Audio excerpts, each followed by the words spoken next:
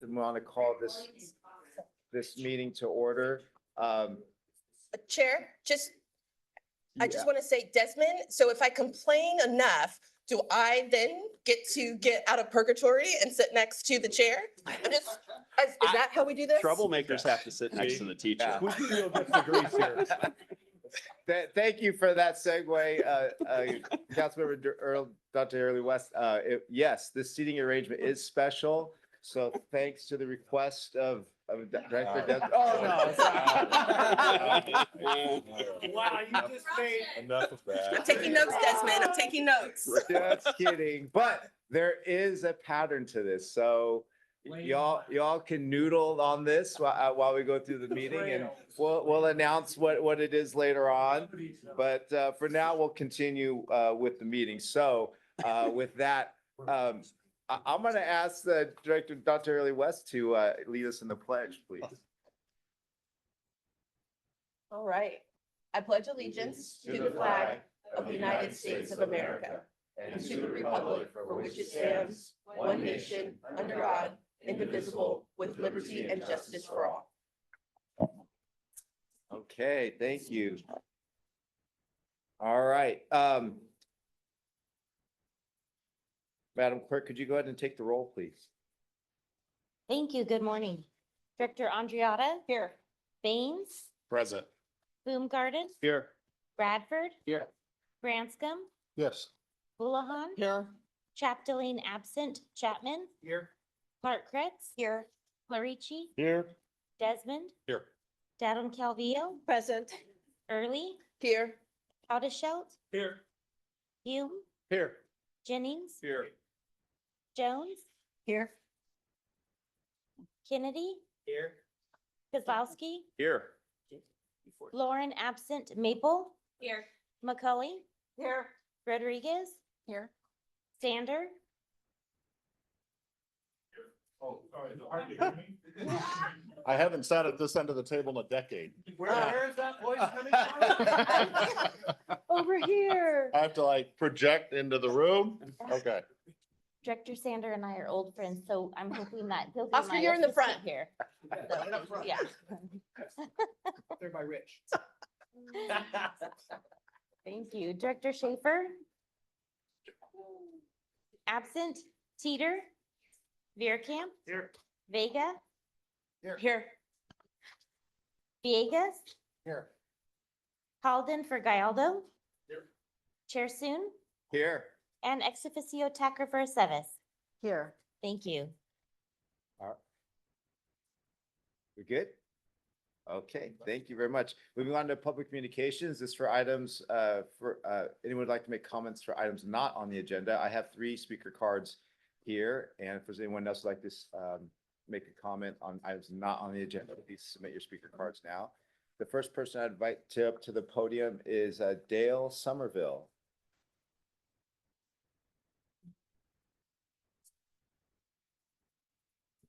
Thank you, Mr. Chair, and my fellow scooter buddy.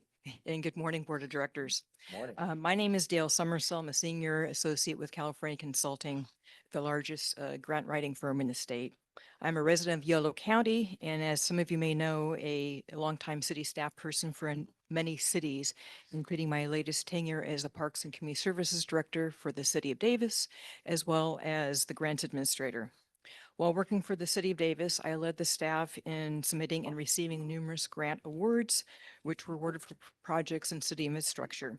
Some of them include police, climate change, fleet, electrification infrastructure, parks and recreation, and cybersecurity. California Consulting has been in existence for over 21 years, and our grant writers have written over 1,600 applications that have been funded to our clients.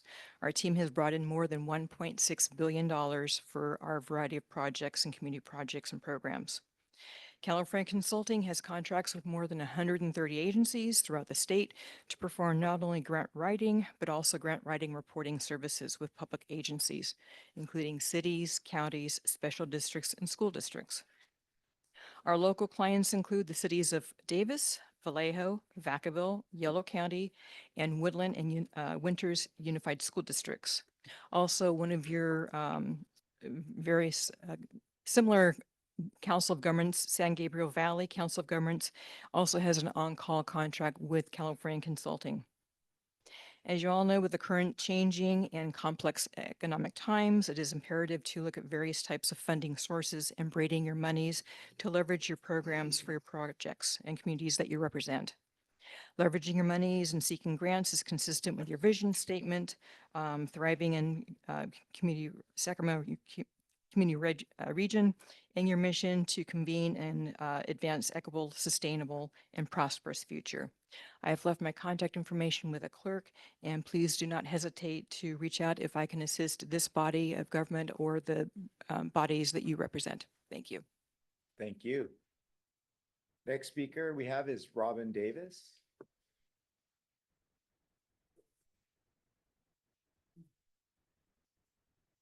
Hello, good morning. Morning. My name is Robin, and I'm proud to represent the city of West Sacramento as we take meaningful steps to address the housing crisis and advance our shared regional goals. Today, I want to speak to you about a bold, practical, and forward-thinking initiative recently and unanimously supported by West Sacramento City Council, our new ordinance permitting tiny homes on wheels as legal permanent residences. At a time when our communities face mounting pressures from rising rents, displacement, and a shortage of affordable housing, this ordinance opens the door literally and figuratively to a more inclusive, sustainable, and adaptable housing future. This policy aligns directly with SACOG's regional priorities as presented by our Executive Director, James Corliss, last week at our council meeting, West Sac Council meeting, and that was an awesome presentation. Tiny homes on wheels offer an accessible entry point into the housing market, especially for low to moderate income residents, young adults, seniors on fixed incomes, and essential workers who increasingly find themselves priced out of traditional housing. We can create new opportunities for home ownership, mobility, and long-term stability without massive public subsidies. Smart land use and infill development, rather than expanding our footprint into agriculture or open space lands, this ordinance promotes infill development by utilizing existing lots and infrastructure. It's a gentle density solution, one that helps us grow smarter, not just bigger. Tiny homes fit seamlessly into residential neighborhoods while preserving their character and community. Tiny homes are inherently resource efficient. They use less energy, require fewer materials, and encourage a low impact lifestyle. By legalizing them as part of our housing mix, we support SACOG's sustainability targets and help reduce per capita greenhouse gas emissions while promoting workable, bikeable, transit-friendly communities. This ordinance supports a more equitable housing landscape, giving more people a real stake in the region's future. It also contributes to community resilience by diversifying our housing stock and making it easier to accommodate extended families, caregivers, or those at risk of homelessness. West Sacramento is proud to be a regional partner. We invite other cities and counties to consider similar strategies, working together, sharing best practices, and aligning our policies so that tiny homes on wheels are not seen as fringe solutions, but as part of a mainstream toolkit for regional housing solutions. This ordinance is not the sole solution, but it is a concrete step towards addressing a complex, urgent challenge.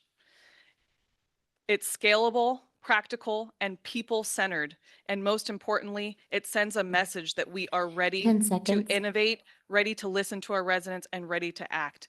I'm proud of West Sacramento for being the leader in this and look forward to more cities in the region adopting something similar. Thank you. Thank you. Okay, and the final speaker I have at this time is Andrea Montano.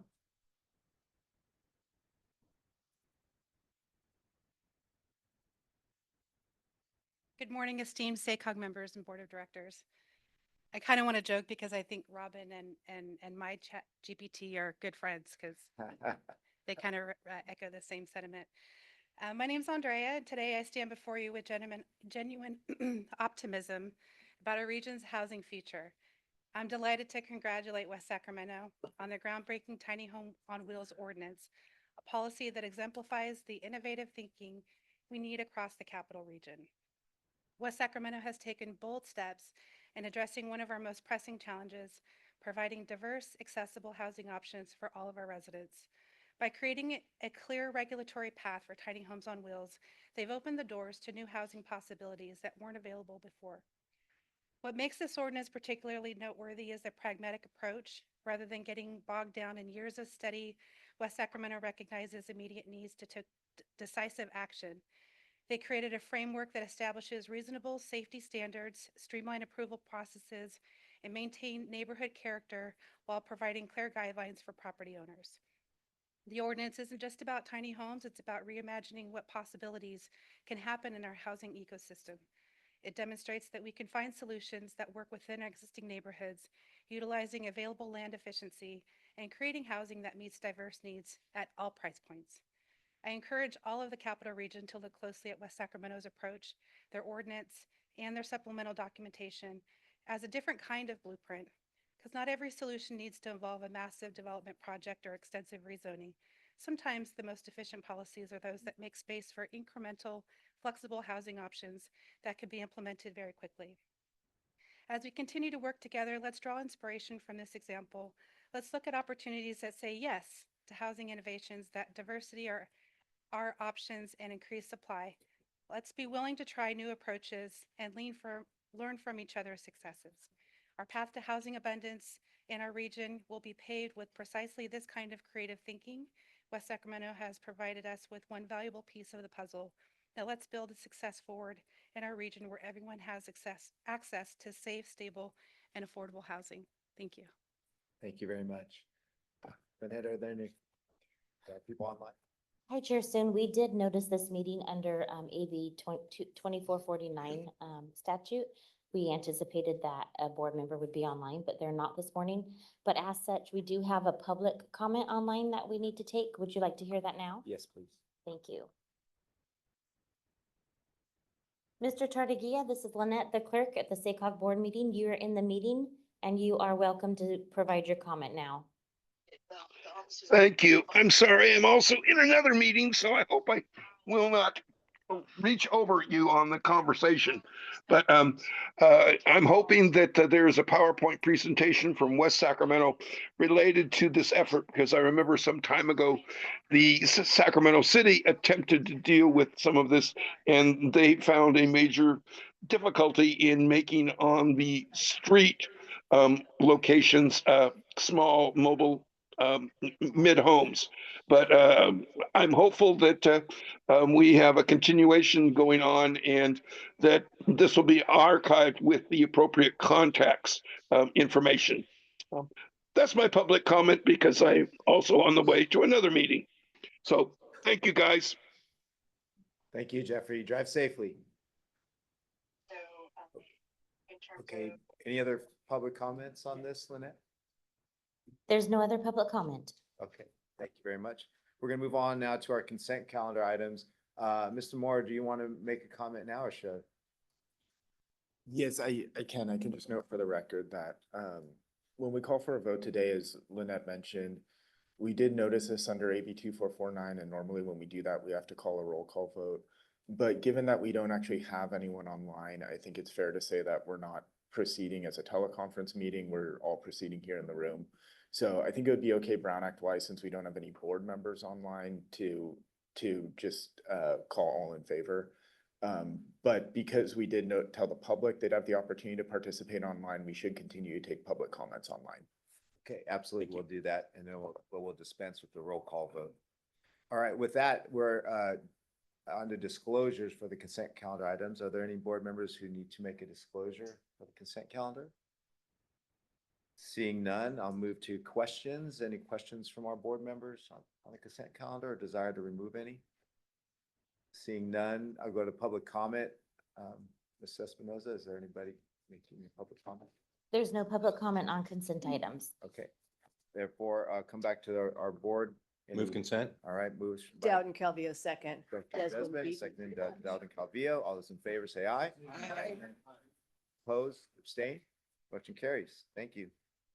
All right, on to our action. Oh, no, we have a presentation. You know, we just finished with our consent calendar item, and on there was a resolution for Gregory Chu, who is retiring. And so now I'm by James and Gregory to present that resolution.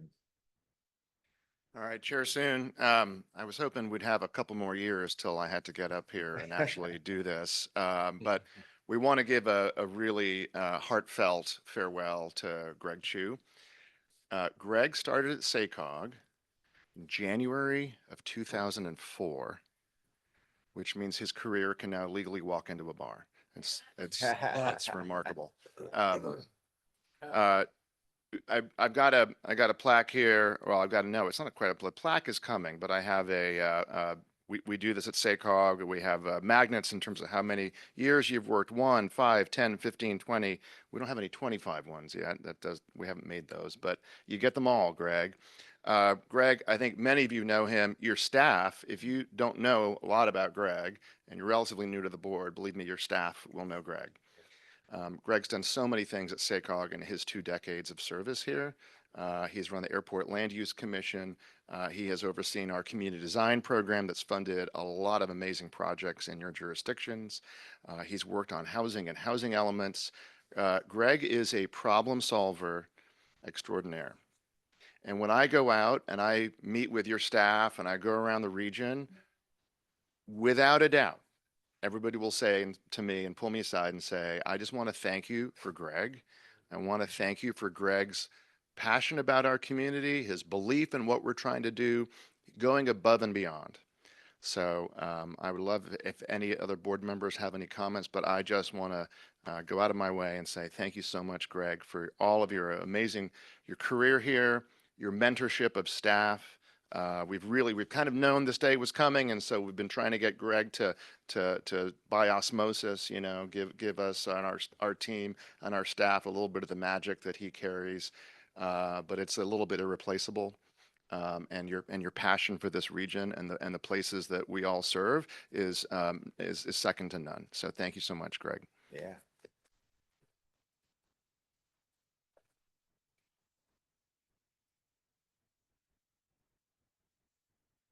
It's hard to believe that 35 years in the profession have flown by so fast. It just seemed like yesterday I was interviewing for my first job right out of college, and time has gone by so fast. So this region is very personal to me. I was raised here. I was raised in the Southland Park and Pocket area. And when I was a freshman in college, I was 18, I took my first planning class. I was an architecture student, so I didn't really know what planning was. And our assignment was to go into downtown Sacramento and to make observations about whatever it was that we had and write them down. And that was the first time I really paid attention to the built environment and what makes a walkable community and what makes an area livable. We were also to write about what the city had planned for the downtown. I wrote it all in journal and put it away. Anyway, went off to college, lived overseas, started my career as a planner in Portland. And then 20 years later, I came back. I had the opportunity to come back to Sacramento. I found that report about what downtown Sacramento was going to be that I had written 20 years earlier. And I realized reading it is so many of the things that plan had, what the city was planning for actually happened. It became much more walkable. People lived in the downtown area. There was more opportunities for entertainment and livelihood. And I had always kept that in my mind in those 20 years prior to that of what makes a great place. And I was really privileged to come back to Sacramento and see that.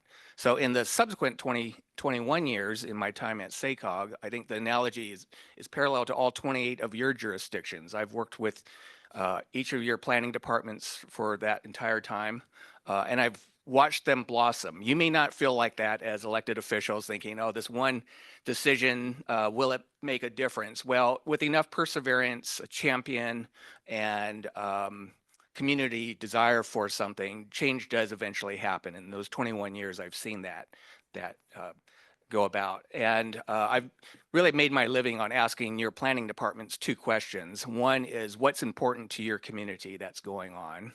And then second of all is, how can we at SACOG help you? So hopefully in a small way, our organization was able to provide you the resources, whether or not it's technical assistance, consultants, grants, advice, examples of another community that has done the type of thing that your individual communities have been trying to do. I want to thank a couple of people in particular. Clint Holtzen, my immediate supervisor and the planning manager. He's been giving me lots of guidance over the years, and he's been helping me on problem solving. And in a lot of ways has been my therapist, telling about what's going on in very individual communities as if it's our own communities and we want to really solve this problem and if there's something that SACOG could do. And then second of all, I really want to thank James. He has continued the line of great leadership in this organization. He's provided vision, and he and the management staff have really empowered the staff here to do what we think needs to be done to help your communities. And I really admire James. He's always listened to what anytime an individual jurisdiction has an issue, I've been able to convey that to him, and he's take that into heart.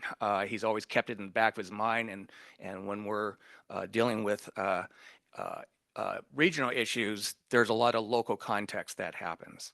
And finally, I want to thank the board and your local agencies, particularly your planning departments. You've always been, you as board members, I understand what you're facing on an individual basis, whether or not that's your jurisdiction or even your district or neighborhood. You have to balance that with what you're discussing here on a regional basis and trying to figure out what that balance. And sometimes they're in conflict, but I thank you for having the leadership and vision to help lead our region to figure out what we can do collectively. On a personal note, I'll be remaining here in the Sacramento area. This is where I belong, and I'll be taking care of my 89-year-old mother. I hope to do some traveling, and I've always dreamt the day that when I retire, I'd become some form of a teacher.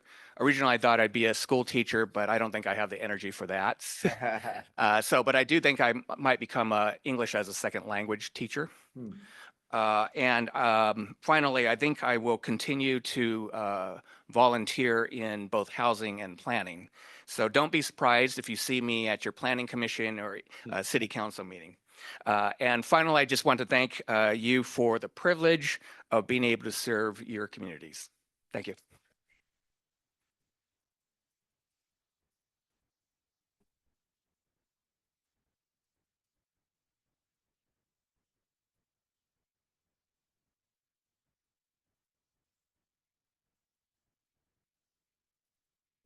Greg, don't go anywhere just yet, Greg, please. You got to stand up there and listen to us. One more time. No, I'm going to just chair's prerogative. I want to quickly start. I want to thank you personally as well for your dedication and service. You are a great example of public service. You spent an entire career, over 2 decades, learning and becoming an expert in the fields of planning and affordable housing. I still remember when Director Hume and I toured affordable housing project out in Davis, and you've always been willing to impart your knowledge and weigh in and engage on these important issues for this board. And as all our board members know, you've been involved with all our respective staff. So just thank you for your dedication to the community, this region, and I'm glad you will stay involved. And when you say teach, I mean you're doing that coaching, at least in with your knowledge in this capacity as well. So I'm glad you won't stop doing that. So look forward to seeing you around the community. I'd like to open up if any other board members would like to add on or say anything else. Okay. Oh, yes, please go ahead.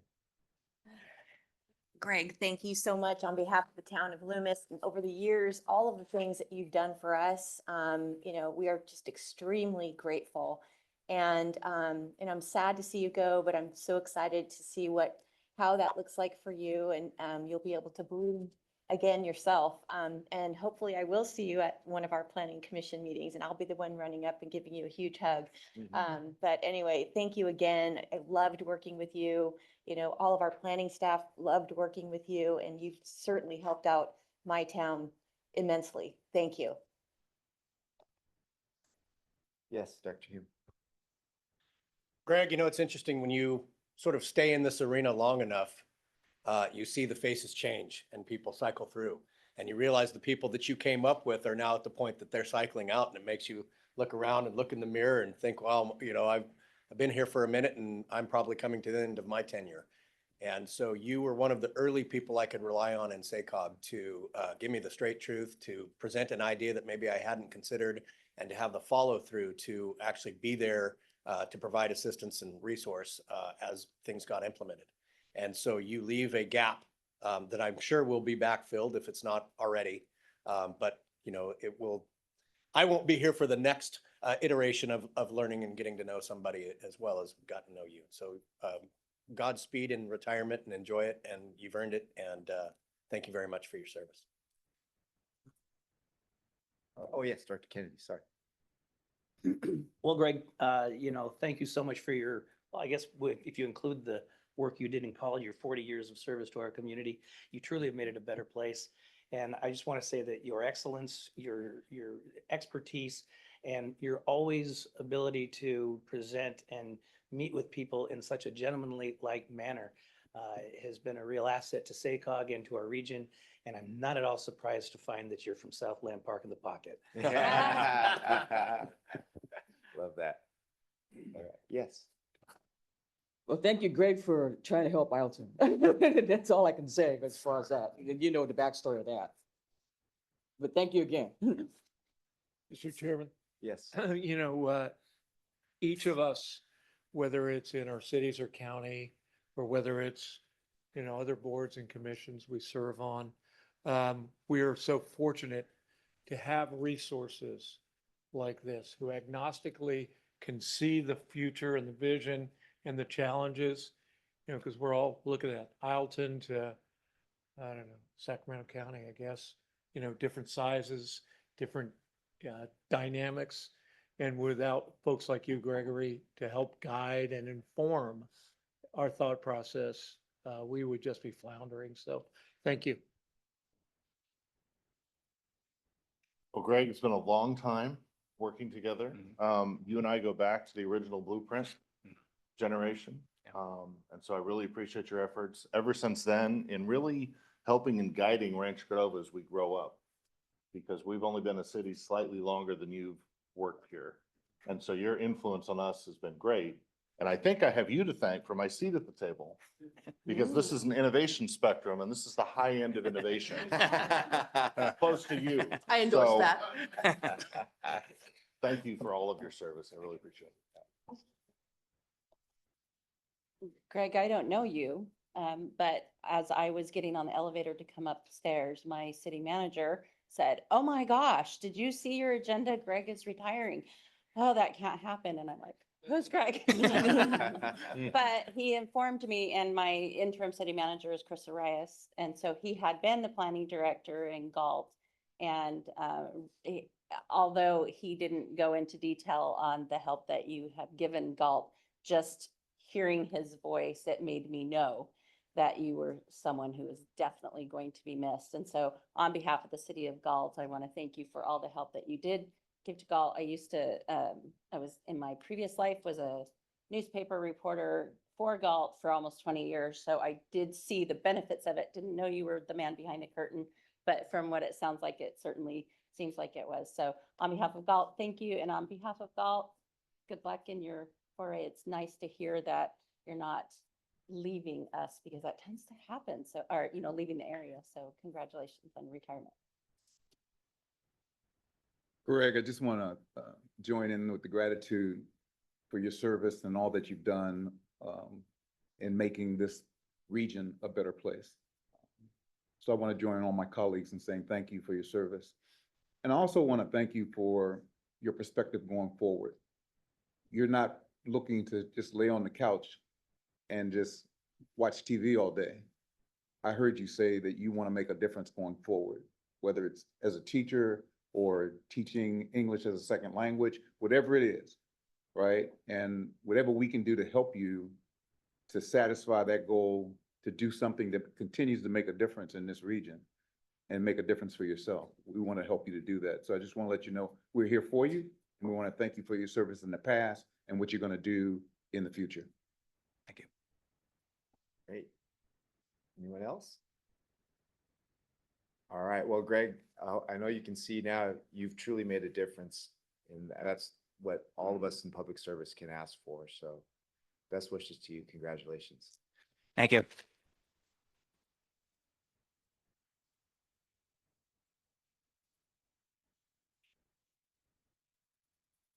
We'll move on to our action item agenda. On action item, or excuse me, action item, agenda number 9, transit representation on metropolitan planning organizations and governance update. Mr. Eric Johnson will present. Hi, good morning, members of the board. This item before you is something that we've brought to the board the last several years, but we're bringing it today on action to highlight it because transit has been such a focus of the board in this year, and as you'll hear in the workshop today as well.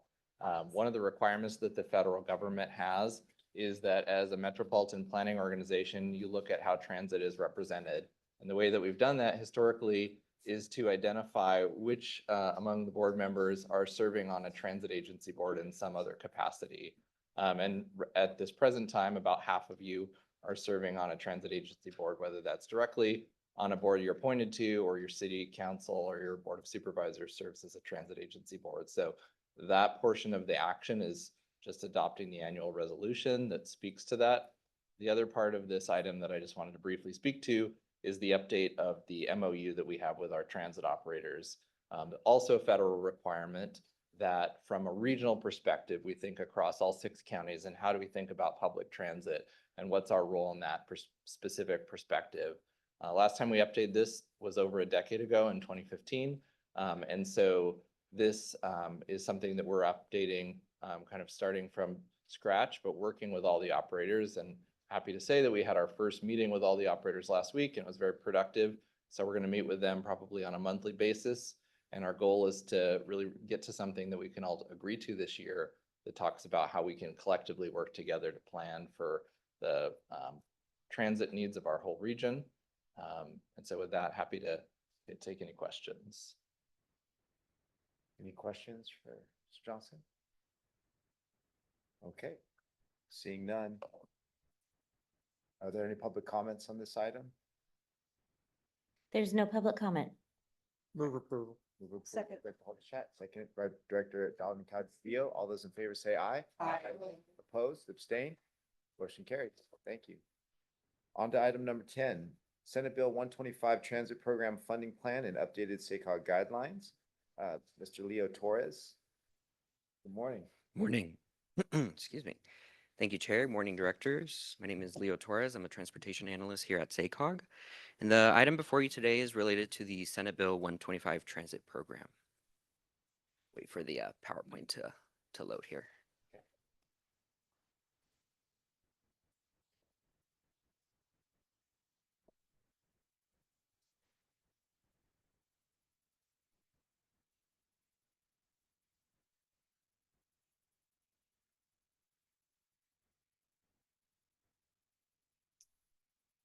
There we go. Thank you. So staff is seeking action on 2 things today. First is to approve a funding plan option for year 2 and year 3 of the program. And second, and related to the funding plan, is to adopt a set of accountability measures as part of updated regional guidelines for this program. In this item, the Transportation Committee recommended approval of option B and to adopt those set of accountability measures. Some background on Senate Bill 125. In the 2023 budget, the state provided transit with a one-time $5.1 billion infusion through the existing Transit and Intercity Rail Capital Program and a newly established zero-emission transit capital program. And using a formula, SACOG is estimated to receive a total of $238 million in funding for the 4-county planning area of Sacramento, Sutter, Yolo, and Yuba. And that's over the 4 years of the life of the program. While both programs can fund transit capital projects, like it's in the name, the legislature's priority for this funding is actually to support transit operations. And that's because it's meant to serve as a stopgap near-term emergency funding to prevent the region's transit agencies from cutting service while they work on long-term solutions to address rising costs and lagging revenues coming out of the pandemic. The funding is also meant to prioritize the availability of transit for those who need it most and for transit agencies who carry a large share of the region's riders. Always good to understand how the region as a whole is approaching this program. This is a state funding program, so El Dorado and Placer County receive their portion directly from the state, and they allocate the funds based on their local needs. But of course, SACOG plays a coordination role in all of that. The key difference here between SACOG and the two other counties is that their transit agencies are not projecting an operating deficit or a fiscal cliff. And so they're using the funding to accelerate their zero emission transition and to support other capital projects. And I want to emphasize this as well, that both SACOG and the transit agencies that are facing a fiscal cliff or an operational budget deficit are working on how to make our transit system as a whole financially sustainable in the long term. And all of these efforts are addressing really the most important question of how will we maintain transit service once this one-time money is gone. Onto the funding plan options. So the program provides the 4-county planning area, again, with $238 million in funding, split as shown on the table. Important to note here, year 2 and year 3, we have roughly half the amount of funding that we had in year 1, and in year 4, we only have about $15 million. So there are tough decisions in front of you today to attempt to balance the needs of the region's transit agencies with the funding that we have available and the program's main objective of keeping the buses and trains running. Last April, the SACOG board allocated the full $114 million to address operating, capital, and planning needs in the 4-county planning area. And so in alignment with the intent of the funding, Sacramento Regional Transit District received the majority to address an operating deficit of about $60 million to fund some of their capital projects, and then a comprehensive operational analysis that I mentioned, which again seeks to address that long-term financial sustainability that's needed. The remainder of the funding was distributed to YOLO TD and to Yuba Sutter Transit, again, for operating capital and planning support, and then to SACOG for its allowable share of to administer the program, and then to fund that long-term financial plan that I mentioned. So in total, and forgot to mention this, the $98.3 million for SAC-RT includes a $6 million allocation to a capital project that they've asked us to repurpose for their year 2 funding request. And so in year 2, we have about $56 million available to allocate, including interest earned on the funds. We worked with all the operators in the 4-county region, the 4-county planning area over the past few months to discuss their needs in multiple one-on-one discussions, and then presented the 2 options in front of you today at the Transit Coordinating Committee in February for feedback, and then in March for a final update. So we received a total of $72 million in funding requested, the majority to address SAC-RT's estimated $51 million operating deficit for this upcoming fiscal year, and then some capital project and service restoration or expansion requests as well. So here are the 2 options. Option A is solely focused on closing those operating deficits that the operators are projecting to maintain service and prevent any service cuts from happening. Any funding that's left over is essentially rolled over to the last year of the program. And that's really to fulfill the main objective. I'm sorry, it's this option is essentially to stretch the funding as much as possible based on the financial projections that we've been provided by the operators to fulfill the main objective of the program of maintaining that service on the street. I'll also note that staff is requesting a preliminary allocation for year 3 for both options, but staff will revisit this early next year around the same time, as budget conditions will change from what's currently projected, and we've emphasized that to the operators. Option B does everything option A does, but instead of rolling those leftover funds to the last year, this option allocates them to YOLO Transportation District for some of their capital needs. And I noted earlier that we received about $17 million in capital project requests, some of which staff deemed critical to maintaining that service. And so in alignment with the objective of the program, we drafted a second option to kind of respond to those needs, to those requests. There are, of course, trade-offs with both of these options or either of these options. Option A provides some additional funding in the last year of the program, which is also the year with the least amount of funding available. And it also provides a small additional buffer for us to work with if financial projections worsen in year 3. But as I noted, it wouldn't fund those key capital needs for Yolo Transportation District to keep their service running. Option B would fund those needs, right? And it prioritizes the near-term knowns over future uncertainties. But if finances do worsen in year 3, we don't have a lot of wiggle room, and that could leave operating deficits partially unaddressed. And so just a reminder that the second action that staff is seeking today is the adoption of accountability measures. Embedded into Senate Bill 125 is an overall theme of accountability, with the long-term financial plan that SACOG is leading as an example of that. And we want to build on that theme to incentivize the operators to improve the rider experience, continue to find cost efficiencies, and improve that regional collaboration that's so important. And so these accountability measures are focused on making progress in those 3 key areas. The specific details of the accountability measures are included in your packet in attachment A, but the idea here is for the operators to provide a quarterly report on planned, underway, or implemented actions that make progress on each of these. And they were crafted specifically because the operators are really doing a lot of this work already, and we kind of want to showcase the progress through this. We plan to use an existing quarterly reporting process just to reduce administrative burden on the operators.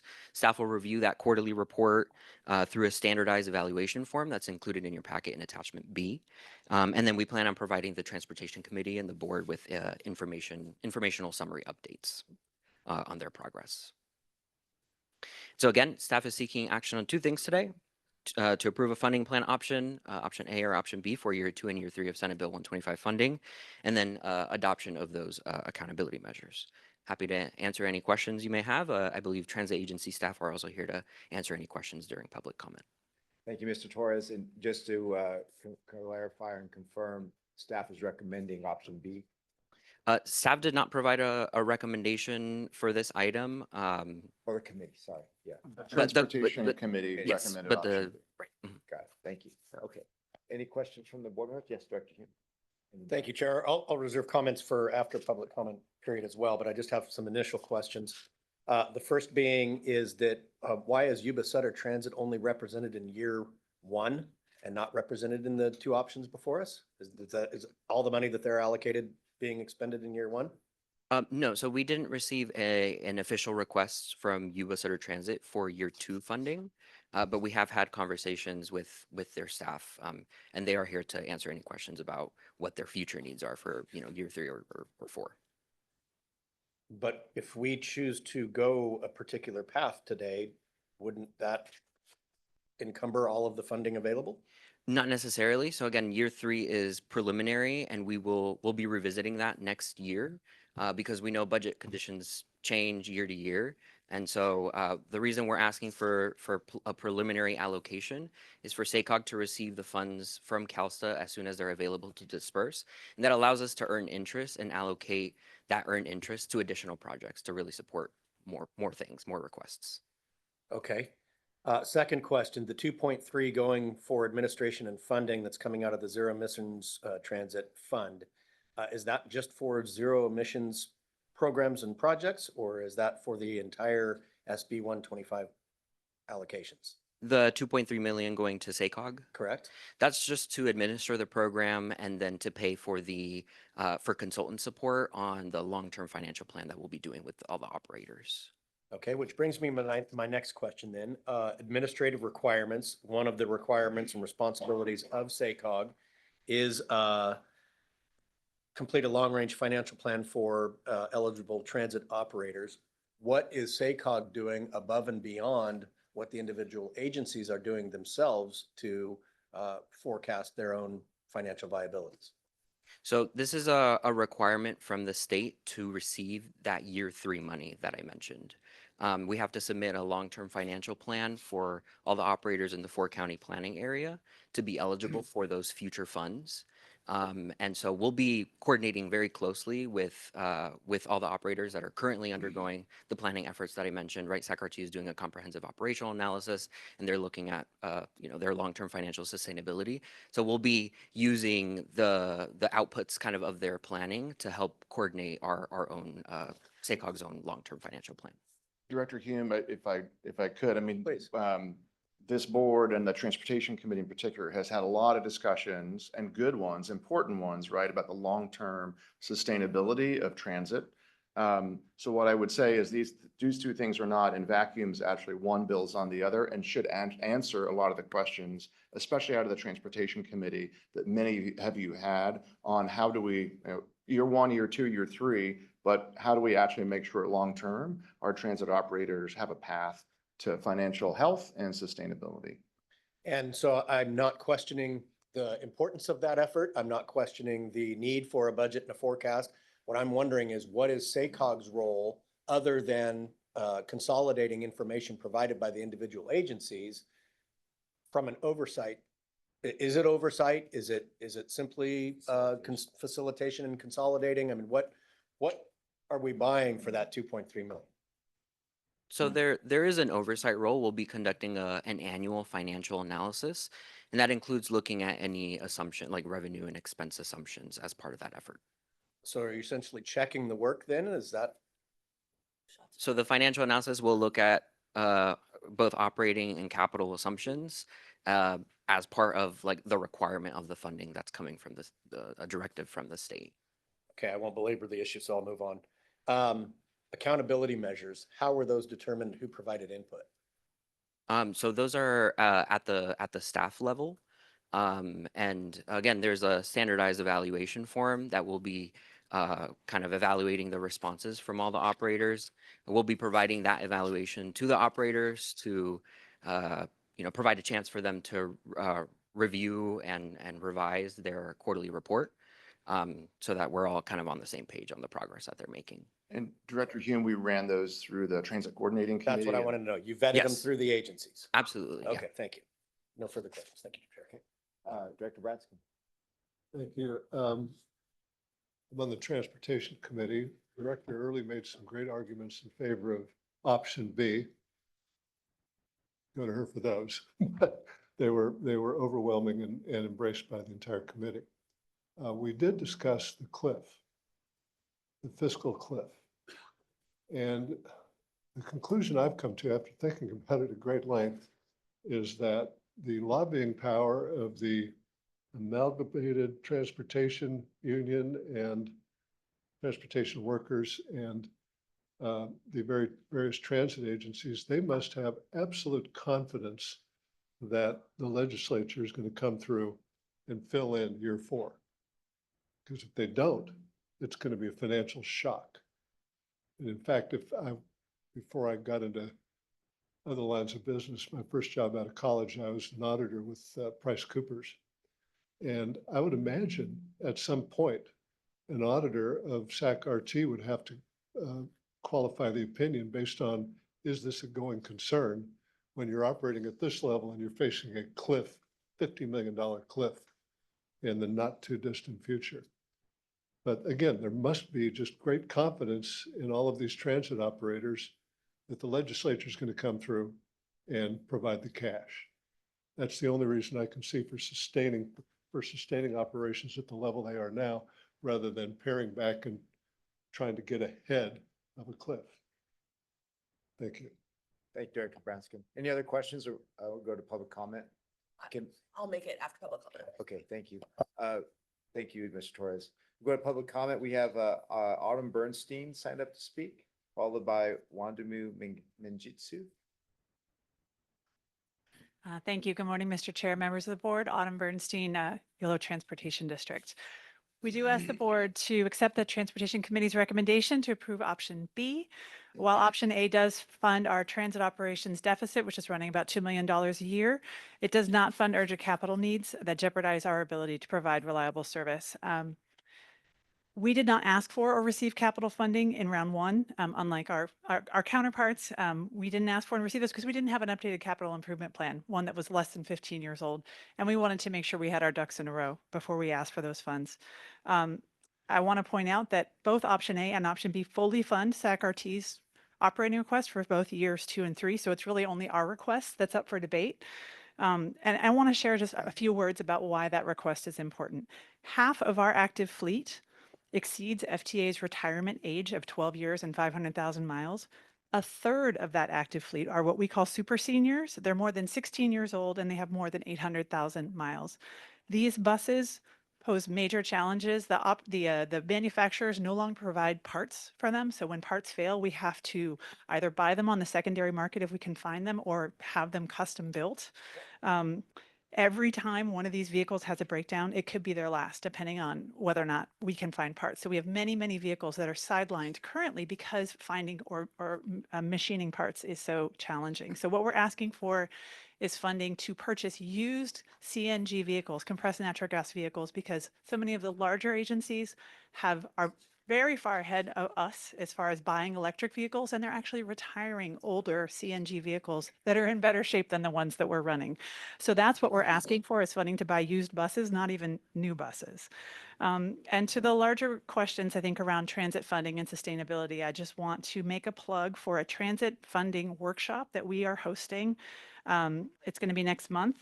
We have a great lineup of speakers from the Federal Transit Administration, the California State Transportation Agency, which oversees this SB 125 program, the UC Davis Institute of Transportation Studies, and SACOG's own Eric Johnson. They'll be providing an in-depth overview of state and transit funding for our board and committees and community members. And we're going to be talking about the fiscal cliff, potential solutions, and what the future may hold for transit service if we don't find solutions. So it's Tuesday, May 27th at 6 p.m. It's in Woodland. It's also going to be on Zoom. Everyone is encouraged to attend, and there's more information on our website at yolotd.org. Thank you. Thank you, Ms. Bernstein, especially for the insights into your capital needs. Next up, Wandami Minjitsu. It's my final public comment card. Good morning, Chair. Good morning, board members. My name is Wandami Minjitsu, AVP of Grants and Capital Programming at SACRT. I would like to thank James and his staff for working with us on this agenda item. Through its annual budget process, SACRT has projected a budgetary gap of for fiscal year 26 and 27. And then we worked closely with SACOG staff and over the last few months to identify SB 125 funding amounts sufficient to bridge those gaps and provide SACRT with time needed to research new funding options and implement appropriate change to support fiscally sustainable future. We understand those challenges exist, but together we have no doubt we shall overcome those challenges. We thank you for your consideration, and I would be happy to answer any question. The other thing we'd like to underscore is we used SB 125 last year to leverage federal funding, and SACOG gave us $10 million to leverage FTA's loan or grant. We received $78 million from federal government. We also leveraged SACOG SB 125 funding to get $9.6 million from Department of Energy for Dos Rios Light Station. And we also used other $12 million to leverage state funding for TRICP funding. So with that funding, we are purchasing additional 10 light rail vehicles, converting our 17 stations on the Blue Line. So this funding is also helping us to address our state of good repair projects. And so this is really a critical funding source for SACRT, and thank you for your support. Thank you very much. Any other public comment items on this? There's no other public comment. Okay, I'll bring it back to the board for further discussion and motion. Yes, Director West. So I'm gonna make a public comment. I also want to motion to move forward option B. This is an option that our transportation committee moved forward. We had extensive discussion about this, not only about the options in front of us, but also what the next few years look like in regards to many of our organizations, transportation districts facing a fiscal cliff. So I don't want to belabor the points that Autumn, our executive director, already highlighted. But again, we're talking about not only making our operations whole, but also ensuring that within those operations, our community in Yolo County can get to the places that they need to get to safely, reliably. And this really is about, again, those who need public transportation the most, being able to access it. That's why I'm supporting option B. As it relates to the larger issue of what we're looking at, quite frankly, in regards to a fiscal cliff, it's interesting because within our transportation committee, someone brought up, and then my colleague here from City of Rancho Cordova also brought up, this is not anything new. Transportation has been facing fiscal cliffs for many, many, many years. In fact, colleague that had my seat before me, Councilmember Ledesma, said like this is why it's really, really important to have these conversations. I think although our transportation districts have faced fiscal cliffs for probably decades before this, that is part of being in transportation, is knowing that it's never going to fully pencil out. I think our country finds itself in a different place now. And the safety nets that we have historically been able to rely on may not be there, quite frankly. It's why why YTD and myself and my colleagues chose to really face this head on. It's why we're having workshops. It's why, rather than looking at just funding from in our budgets from a 1-year perspective, we are projecting out for the first time in years, 5 years forward, because we need to know what's really in front of us and how do we begin to get ahead of it. In addition, when we talked in our transportation committee, we discussed that we are not in this alone. When we, YOLO TD, are looking at this, we're not just looking at it for YOLO County. It's important that SACRT is also whole, right? It's why we are saying yes to funding such a large portion of that, because my constituents, my residents in YOLO County aren't stopping at the border. They are wanting to traverse the entire region. YOLO needs SACRT and Sacramento to also be whole, to also be operational. That is so, so important. And so within our transportation committee, we also talked about, that's why we have 16 representatives from various transportation districts across the region. We will not be able to do this alone. I do think there is a world where we actually can, in earnest, begin to start to address these fiscal cliffs that many of us are facing. But again, we can't operate in what we call cylinders of excellence. We have to be bringing our knowledge and our innovation to the table. And so I urge you to come to our workshops. I urge SACRT to also, as they are working through the problems internally, to bring those lessons together here so we can have these conversations. Because again, I think the next few years are going to be very painful for those who need public transportation the most. And it is our responsibility as regional leaders to figure out these problems. Thank you, Director Early West. That's a great tee up for our workshop we're happening later this morning as well. I know there's a motion on the table from Director Early West. Entertain any other comments for now, or a second? Second. Okay, second from Villegas. All those in favor say aye. Aye. Opposed, abstain? Okay, motion carries. Thank you. All right, we're going to move on to action item 11, adopting the budget and overall work program for fiscal year 25-26. Ms. Loretta Sue, good morning. Good morning. Thank you, Chair. Since we're running a little bit behind on time, so I'm just going to quickly highlight what's included in the final budgets. So today, I'm just going to quickly highlight some of the comments that we received from Caltrans, and then talk about the final budget, and also just bring up a discussion and recommendation on the operating reserve. So I'm just going to skip through this slide here in terms of the timeline, since we presented to the board last month on this. Sorry. So for the final budgets, we submitted a preliminary draft to Caltrans and federal agencies for review and comments. We received comments back from Caltrans and federal agencies, so there's no fiscal impact to the budgets. And then we just require some minor updates to the OWP documents, which including project descriptions, deliverables, and clarifications on cash match requirement on certain discretionary grants, and some other minor updates throughout the OWP documents. Attachment J is the feedback and comments received from the state and federal agency, and along with SACOG responses. All those majority of those comments are incorporated in the OWP document that is included with the staff item However, there is one follow-up questions that we're waiting for confirmation and answer.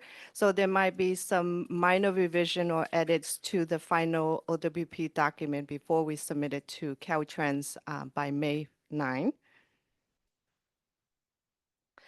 So for the final budgets, there is no change from the draft to the final budget. So the final budget reflects a total revenue of 47.8 million and use of reserve of 1.4 million to cover total projected expenditures for the fiscal year 2025-26 of 49.2 million.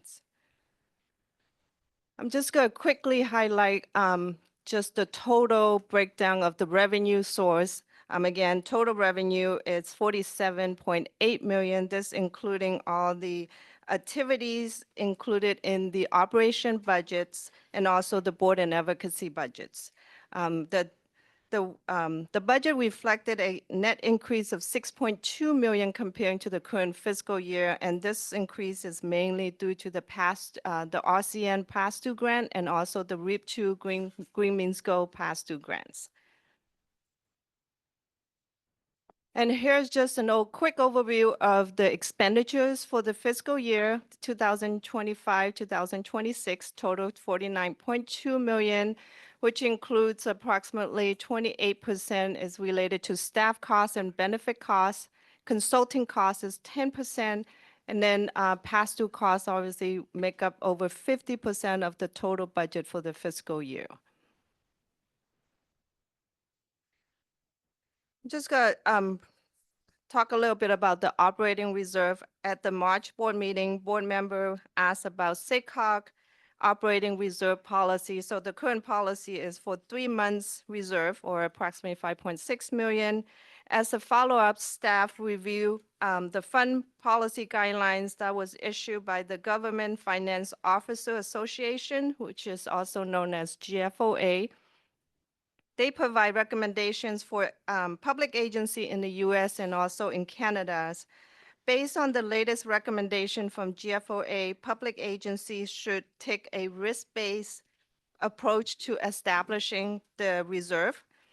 Upon completing the risk assessment, SACOG reflect a low-risk profile in such that SACOG does not own any major capital asset or real estate, and SACOG is part of a public agency risk pool to provide insurance for most potential unanticipated expenses.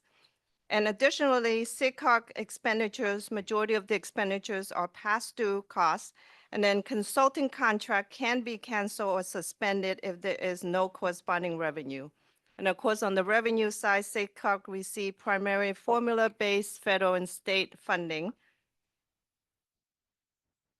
And then also staff have a chance to completed the amendment for fiscal year 2024-25, which estimated a saving of 383,000 of unassigned fund balance that was approved by the board.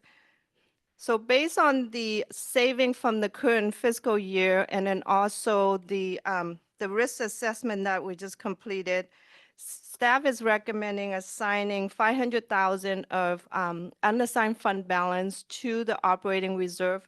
With this increase, it will reflect a funded amount of 1.5 months based on SACOG current fund policy, or 2 months funded based on the GFOA risk assessment. Staff will update the 5-year forecast in the fall and recommend changes to the fund balance policy and operating reserve to align with the GFOA guidelines. With that, this is the recommendation for the board this morning, that the Policy Innovation Committee recommend that the board adopt the final budget and overall work program for the fiscal year 2025-26 and authorize the executive director to make minor revisions to the OWP document prior to the submissions to Caltrans and federal agency. And then also approving, assigning the 500,000 from the unassigned fund balance to the operating reserve. That concludes my presentation, and happy to answer any questions. All right, thank you, Ms. Sue. Any questions? Seeing none, we go to public comment. Any comments from the public? There's no public comment. Okay, I'll bring it back to the board for further discussion or motion. I'll move it. Okay, moved by Director Clarici, Dowden Calvillo, second. second by Downing Calvillo. All those in favor say aye. Aye. Opposed, abstain, motion carries. Thank you Thank very you. much. All right. Here we're soon, can I make a suggestion? Yeah, please. Just because we've got a great workshop speaker. I know that a few of you have to leave, but if you can stay, you've noticed the theme on transit and public transit, and we've got a great speaker for you. I'd suggest we move mobility zones. Our staff presenter is willing to move it after the workshop. Hear a quick report out on the REI working from Director Jennings, and then we give our workshop speaker enough time. Yeah, absolutely. All right. Let's go straight to Race Equity Inclusion Working Group report for Director Jennings, and I'll take the opportunity to wish you a happy birthday. Whoa, today. I could not think of any place I'd rather be than here with each one of you at this point in time. Your colleague called you out, Ms. Ms. Maple. Got to get that out of my throat. Okay. I'm honored to chair the this year's Race Equity and Inclusion Working Group. It is a pleasure to do this work. It's made up of 10 SACOG board members and 10 public members. We had our first meeting on the 21st of March. I want to say that my chairmanship or my ability to chair could not be accomplished without Executive Director James Corliss and Deputy Director of Planning Casey Lazan. So please acknowledge them with a round of applause, please. Thank you. At that meeting, we were charged by the SACOG board to help shape the entire SACOG board's engagement and education on REI-related topics to help integrate racial equity and the principles of meaningful community engagement into specific SACOG strategies. We were trying to achieve 3 outcomes at our first meeting, and I'm proud to say that we did that. First, the working group got to know each other. We believe that having a meaningful relationship and getting to know each other increases the ability to do the work that's in front of us. So not only did we do that, but we also identified the values that each one of us bring to this work. And our agreements for how we're going to work together covers the next 2 years. Second, we got a good opportunity and understanding of the community engagement process in the SACOG's Mobility Zones project.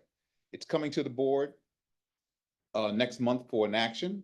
We were able to really get an understanding of how communities across the 6 counties, both community members and local government staff, are working together to define the equity priorities of their communities. Out of that work, we got some working group members who raised their hand to help make sure that this meaningful community engagement continues throughout this entire project. And then third, we had some more members sign up to help make sure that racial equity and the principles of meaningful engagement are considered in 2 other SACOG programs over the next 2 months. One group will help review blueprint policies, and the other group will help develop SACOG's next regional monitoring report. In closing, what's next? The working group will come back together on June the 13th to discuss the progress they made in their assignments and then sign up to help over the next set of challenges that we will face. We also invited all the public members of the working group to our June REI site visit in Arden Arcade so they can get to know the full board and what we're trying to accomplish in all of our board practices. I'd like to ask any other working group member who's here if they'd like to share out from the March meeting. All right. Yes, Clark Kretz. Thank you so much. And thank you for your great leadership for working on this, I think, very important group. It was great to be able to get to know all the other working group members. And I had the ability and the opportunity to meet Kim Williams as a public member. She's really a vibrant woman and a longtime Sacramento resident. She's with Sacramento Building Healthy Communities. And so I just want our board to know that this working group is going to bring forth some great work in the future. And I'm very, very proud to be a part of it. Thank you. Thank you. Any other members? Okay. Well, thank you very much, Chair Jennings. I see some Rotarian tenets in these agreements, so it's pretty good additions there. Yeah. Absolutely. All right.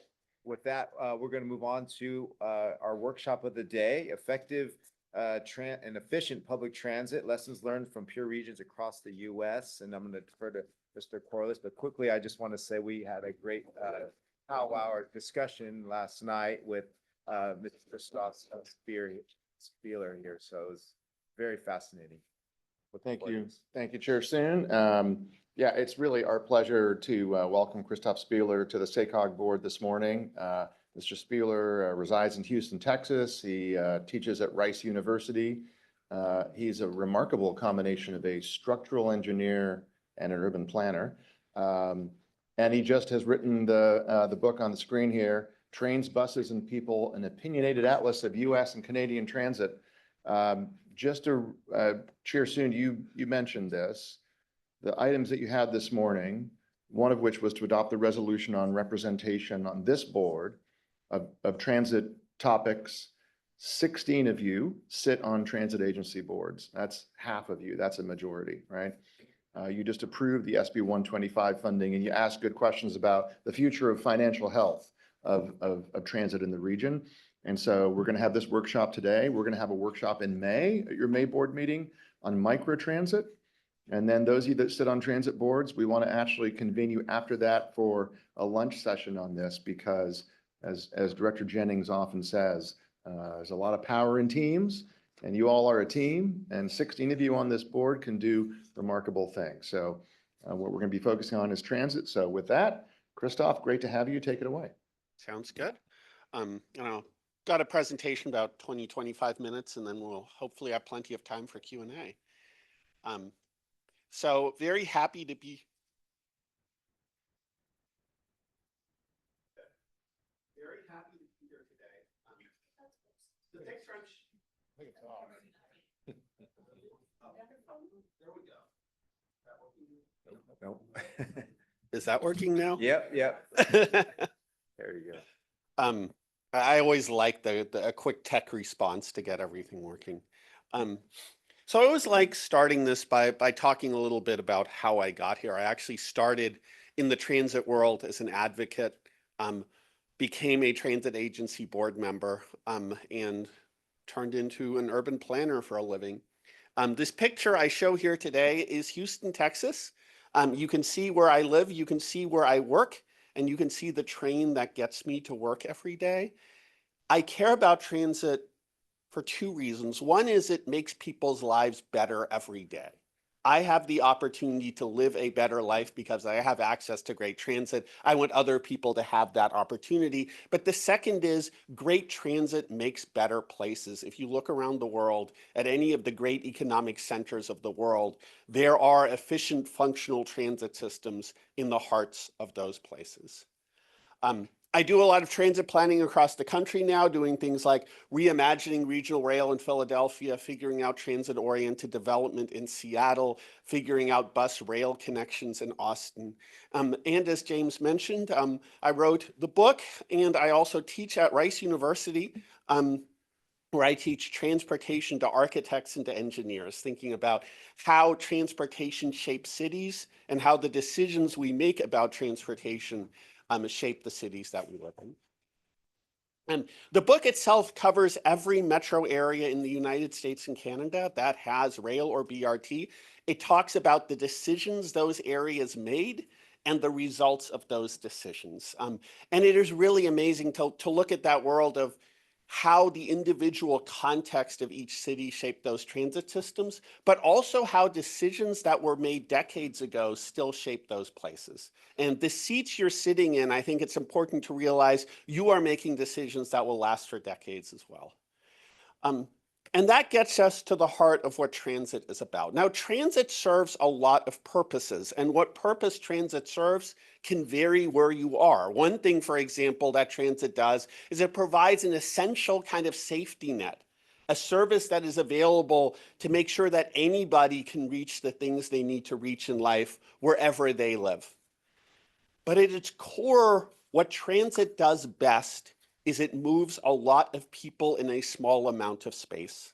And that means the efficiency of transit goes up with ridership. If the more people we get on a train or a bus, the less it costs us to operate that per person. And I'll note this is one of the real big differences between fixed route transit and microtransit. If I have a fixed route bus with 20 people on it, and I get 20 more people on that same bus, my cost per person to operate that service just got cut in half. If I have 2 people on a microtransit vehicle and 2 more people want microtransit rides, my operating costs stayed the same since I'm going to need to add a second vehicle in order to carry those people. That doesn't mean something like microtransit doesn't have a role because it can fill in the gaps in the network. But ultimately, the heart of a network will always be those high ridership fixed route services. And I think that's true in a major urban center, but that is every bit as true in a smaller town, and it's every bit as true for services that connect the different parts of a region. And so what I did in the book is ask the question of what does it take to get those high ridership services? What do those routes have in common, whether they're rail or whether they're bus? And here's the keys. The first is density. We get high ridership by going to places where lots of people are. It sounds obvious, but it is incredibly important. Our ridership is going to be based on how many people are within walking distance of the routes we operate. Second is activity. We get ridership by serving the places where people want to go. And that includes downtowns, and transit systems tend to do a really good job of serving downtowns, but it includes all of our other centers as well. It includes our hospitals, it includes our colleges, it includes our retail areas, and a successful transit system is one that serves all of those centers of activity. And those exist all over the region. Those are not just in the major core downtown. They are in smaller towns, they are in suburbs, they are all over the place. But then when we serve those places, walkability is essential. Every transit passenger is a pedestrian or a bicyclist on at least one end of that trip. Even if you park and ride, you are going to need to walk at the other end of your trip. And every high ridership transit system draws the majority of its passengers from people who can walk to the station. And that means that sidewalks are essential transit infrastructure. Transit systems also get ridership from connectivity. We have a tendency to talk about bus routes or rail lines as if they are a single line, but they never operate as single lines. Every successful system has a large proportion of people who transfer from one to another. And the better we make those connections, the more we bring those routes together, the more those connections are seamless, the higher the ridership we get. Next, frequency. Jarrett Walker likes to say frequency is freedom. This is the difference of whether you have to plan your life around transit or whether transit is there when you need it. You can imagine the difference between a bus route that runs every 15 minutes or a bus route that runs once an hour or even a bus route that runs 4 times a day. If we run service more frequently, if we run it for more of the day, it will be more useful to more people and we'll get a lot more ridership, including that non-work commute ridership. Because one of the really important things to remember when we do transportation planning is less than a quarter of the trips we see are home to work trips. 3/4 of the trips are people running errands, people doing recreational trips, people going to school, and those trips are happening all over the day. Moreover, we no longer live in a 9-to-5 world. Next, travel time. But it's really important to realize travel time isn't speed, it's a door-to-door trip time. And that means it's not just about how fast the vehicle goes, it's about making sure it goes to the right places so that we have quick connections to your final end of your trip. And every bit as important as travel time is reliability. This is the kind of thing which could cause somebody to lose their job if the transit doesn't get them to where they need to be when we promise to get them there. And there's all sorts of things we can do to make transit more reliable. And think about capacity. Usually this isn't our issue. Transit is actually quite efficient at carrying lots of people, but in some cases we need to think about how can we run bigger buses, how can we run longer trains, how can we add capacity to the system. And then one that I think is not as obvious, but every bit as important and that's legibility. I like this picture in Santa Monica because you can see your destination, the beach at the end of the street right there. You can see how to get there. You can see your transit station, and you can see the transit telling you where it's going to get you. People will ride transit more if they can easily understand how to use it. And this is one of the things I think we've often been worst at. And finally, inclusivity. We get higher ridership if we make transit that welcomes everybody. And this means a lot of things we need to think about. It means we absolutely need to think about the history of race when we discuss transit. It means we have to think about things like, if we want to make transit friendly to families, what's our policies for bringing strollers on board buses? Because if you're a mom with a kid in a stroller, are you expecting you to fold up your stroller in one hand, hold your kid in another, and then hold your transit pass in your third hand as you board and pay your fare? We need to think about accessibility and the fact some of our biggest transit systems aren't even fully wheelchair accessible. It's interesting when you look at all of these because they are actually fairly obvious. And I think this is a basic truth of transit planning. This is not that complicated. The details of the implementation are complicated, but the basic principles are not. The important thing, though, is to actually have this conversation and to focus on this when we make decisions, because we do often get these decisions wrong. And underneath all of these is something else. We were talking last night about the United States versus Canada, and here's ridership by metro area of a bunch of metro areas with fairly similar populations. And what you'll notice about those 4 bars, those Canadian cities, is that Canadian cities outpace US ridership by far with equivalent populations, and that is not a difference in land use. I've been to Calgary, and it looks like Houston. But it gets way better transit ridership. And a lot of this is that Canada simply runs more service. And at its core, one of the best ways to make transit better is simply do more of it. And that means ultimately a lot of this discussion is a discussion about funding. And I think a lot of times we really don't have the ambition to fund our transit networks the way we could. So what does it look like to really follow these principles and build out a transit network for a region? First of all, we need frequent networks. The core of the network is going to be those all-day show up and go routes every 15 minutes or better that people can rely on for all of their daily needs. Secondly, we tie that together with spine services. The most successful rail lines, the most successful BRT lines are ones which are intended to act as part of a larger network, which create bus connections all the way along the way. And there are a lot of rail and BRT systems in the country which were not planned that way. Sacramento RT's first light rail lines were really designed to connect park and ride lots to downtown, not to become a spine of the system. And the agency has done many things in the years since to try to use them in different ways, but that original planning was not thinking this way. But it makes for a much better system when you think of rail, BRT, and bus as one integrated system. And then suburban service. One of the things we really have not done enough of in this country is thought about how to serve the places that were built after World War II. Most of our transit systems, the best service and the highest ridership is still in pre-war neighborhoods. And this is, again, something that Canada has done very differently. And if you go up to Canada, you'll see much higher levels of service in post-World War II suburbs. You'll see transit hubs built in places like shopping malls that really become the core for the entire region. You'll see transit really being useful in places that look very much like car-oriented US suburbs, simply because there has been a real focus on trying to accomplish that. And then we need to tie our entire regions together. People don't just travel within their own city. I mean, we see a really good example here of how closely linked Sacramento and Davis really are in lots of ways. And we're fortunate that there is really good rail service and really good bus service between the two, so you can make those connections. But we have an entire region of people who need to travel to different cities, of people who want to travel to different cities, and we need to think about how to tie those networks together. Once we do that, we need to create the seamless connections between all of these networks. Where do you make those transfers? Are those transfer points convenient? Do those transfer points work well? On a rainy day, are you going to need to carry an umbrella just to get from your bus to the train?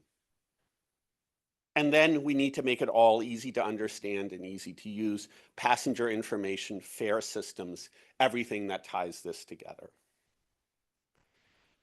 So what can we do here? Let's first of all make transit more useful for more people. What's really interesting about the era we are in is what COVID did to transit ridership.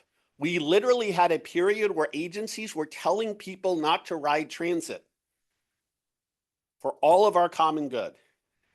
And then we have had the slow recovery since then. We are not, generally speaking, back at pre-COVID ridership levels. And even in the world of hybrid work, even when we're talking to people returning back to the office 4 days a week, somebody who's coming to the office 4 days a week still represents 20% fewer trips in a week than if they were coming 5 days a week. You're seeing a lot of transit agencies seeing their Monday and their Friday ridership levels significantly below Tuesday, Wednesday, Thursday ridership levels. And that's where we really have to keep this in mind, that less of a quarter of our trips are work commutes. We are, in a lot of ways, still designing our transit systems for 9 to 5 white-collar commuters who live in downtown, who work in downtown, and most people aren't that. First of all, if you're going to rely on transit, you need transit not just for your work commute, you need transit to go to grocery store on Sunday morning.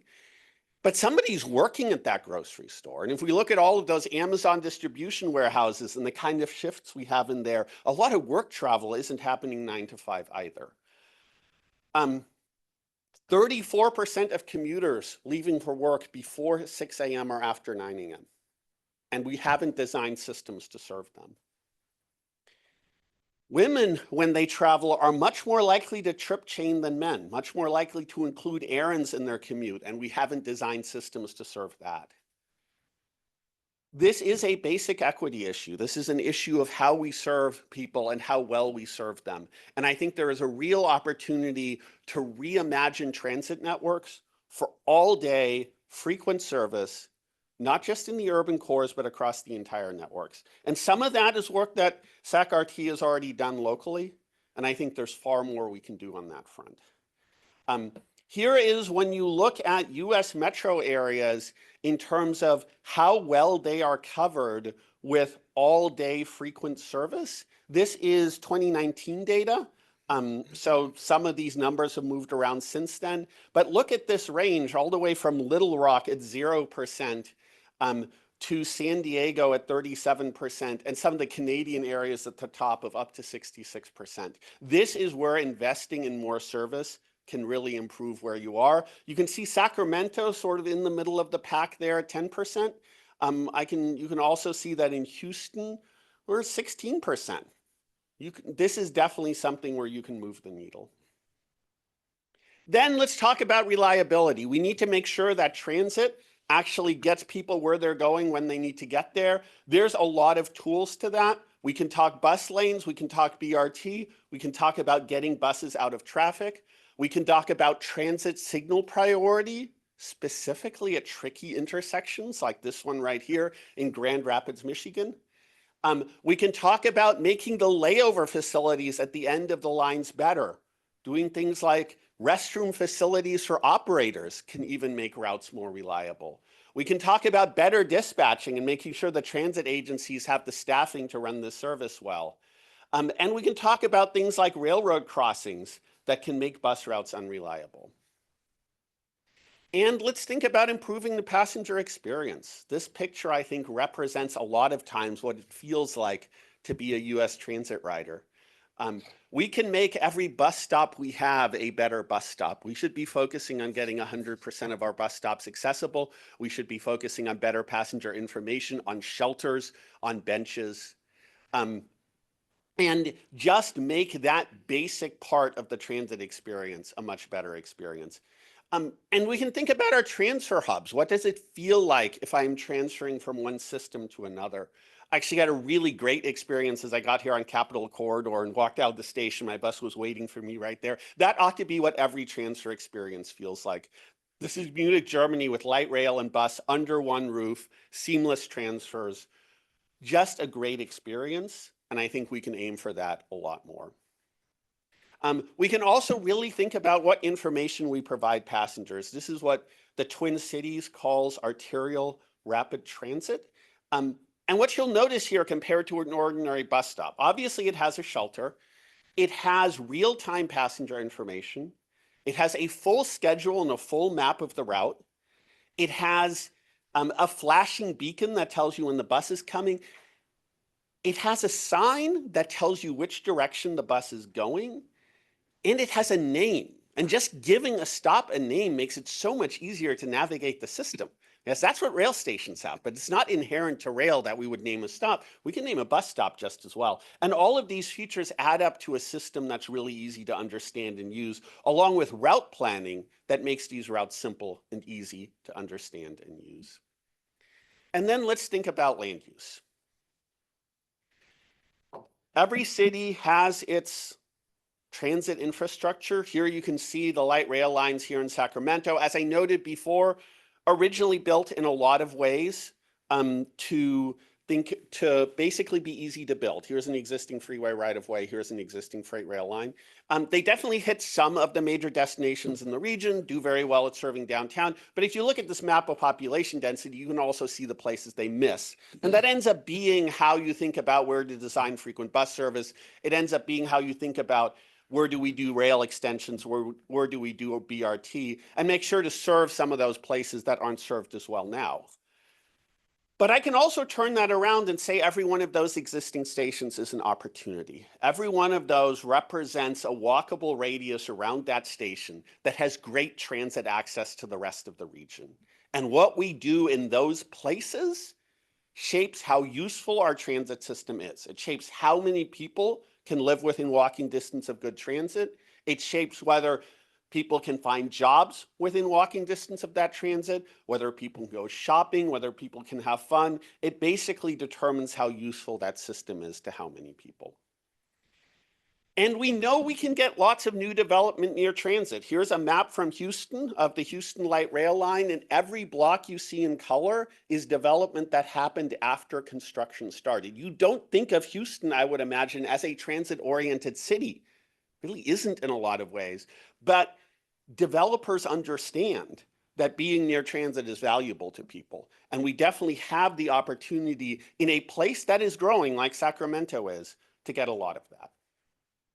But I think we're often not maximizing those opportunities. We're not taking the chance to take those stations and imagine what could be around them. And often when we are doing things, we're not necessarily doing it at the kind of level of density that we could, that the market would really support. So every one of those stations is an opportunity to do better. But it's not just about the development. It's about everything else. It's about the urban fabric. I see lots of transit stations, here we can pick on San Jose a bit, where the actual built form around the station is encouraging people not to use transit. This street design is basically saying, you might be taking your life in your own hands if you are trying to walk to this station. And we are not really going to get people riding transit if that is the kind of environment we're building around transit stations. How we use the publicly owned street right-of-way is a really powerful tool in what kind of communities we create. And even how the transit agency chooses to use its own land. If our stations are simply giant parking lots, each of those cars represents one trip a day. If instead this area was filled with an apartment complex, those residents would probably each be making multiple trips a day on that transit network. If there was retail there, if there were jobs there, we'd actually be pulling a lot more people than we are with just a giant parking lot. And this is, like I said, one of the things Canada does really well. Think about each of these stations as a hub. Think about a rail line that serves a shopping mall that is also a major bus transit hub, and that becomes the heart of its community. And even in cities that are primarily single family, that are primarily car oriented, we have these opportunities to make those nodes. And what I have found in places that do that is those also build civic identity. Those become the heart of the community. They become places that everybody is proud of. And then we need to think about where we build new housing and where we build new jobs. And a lot of places I see we're doing that in places where transit really feels like an afterthought. There, you can see a train right there, but you'll never be able to walk from that train to those office buildings that are built on a cul-de-sac off of the freeway. Let's think about the new stuff we're building and build it in places where we can serve it with good transit. If we don't build communities for transit, we're never going to make transit more useful for more people. So what we should do is we should plan service and not infrastructure. We should design transit for all of our trips, not just for white collar commutes. We should focus on the experience for transit riders. We should avoid getting distracted by technology. This isn't a bus versus rail discussion. This is not something which will be solved by automated vehicles. At the end of the day, it's about service. It's about getting people where they want to go.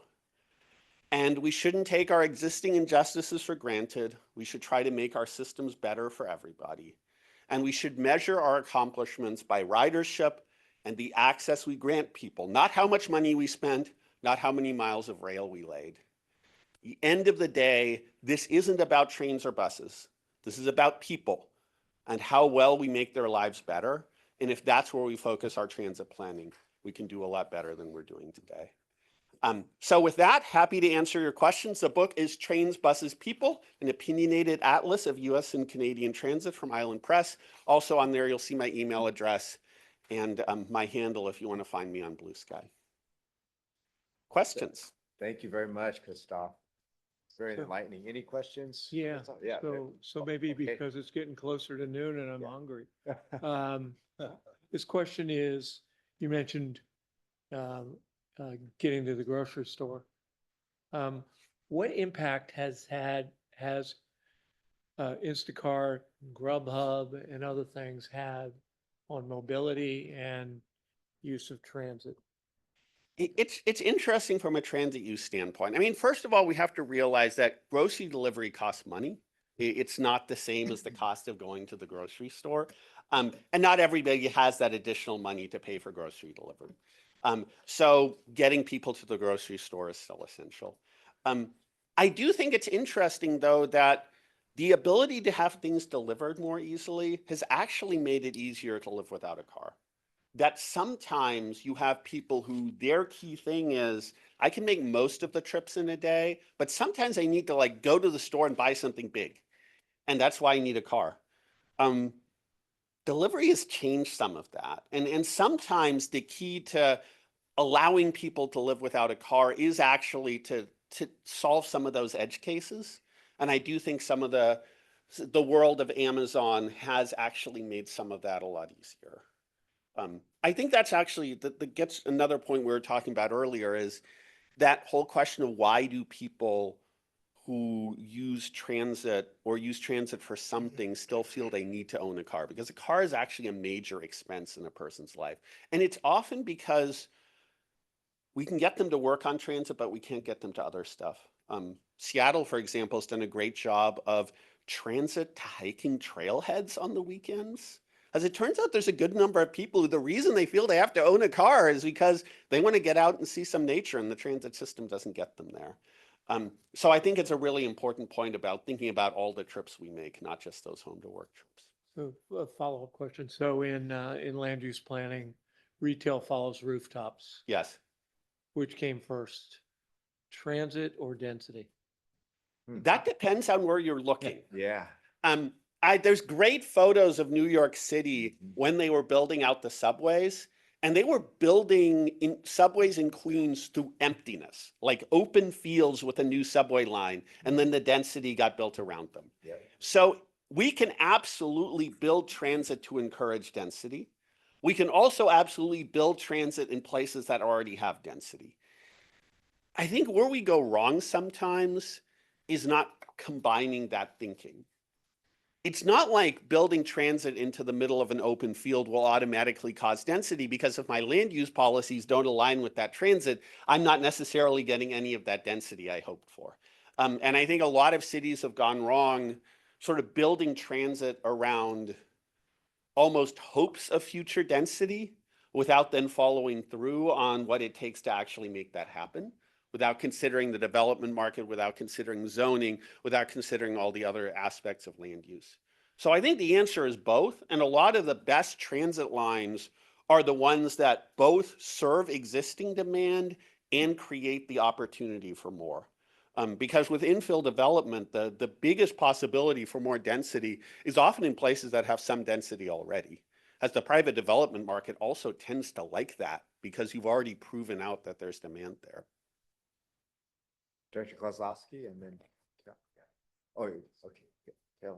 Well, actually, your question goes to a lot of what I've been thinking about recently with the housing they want to put it in Penryn.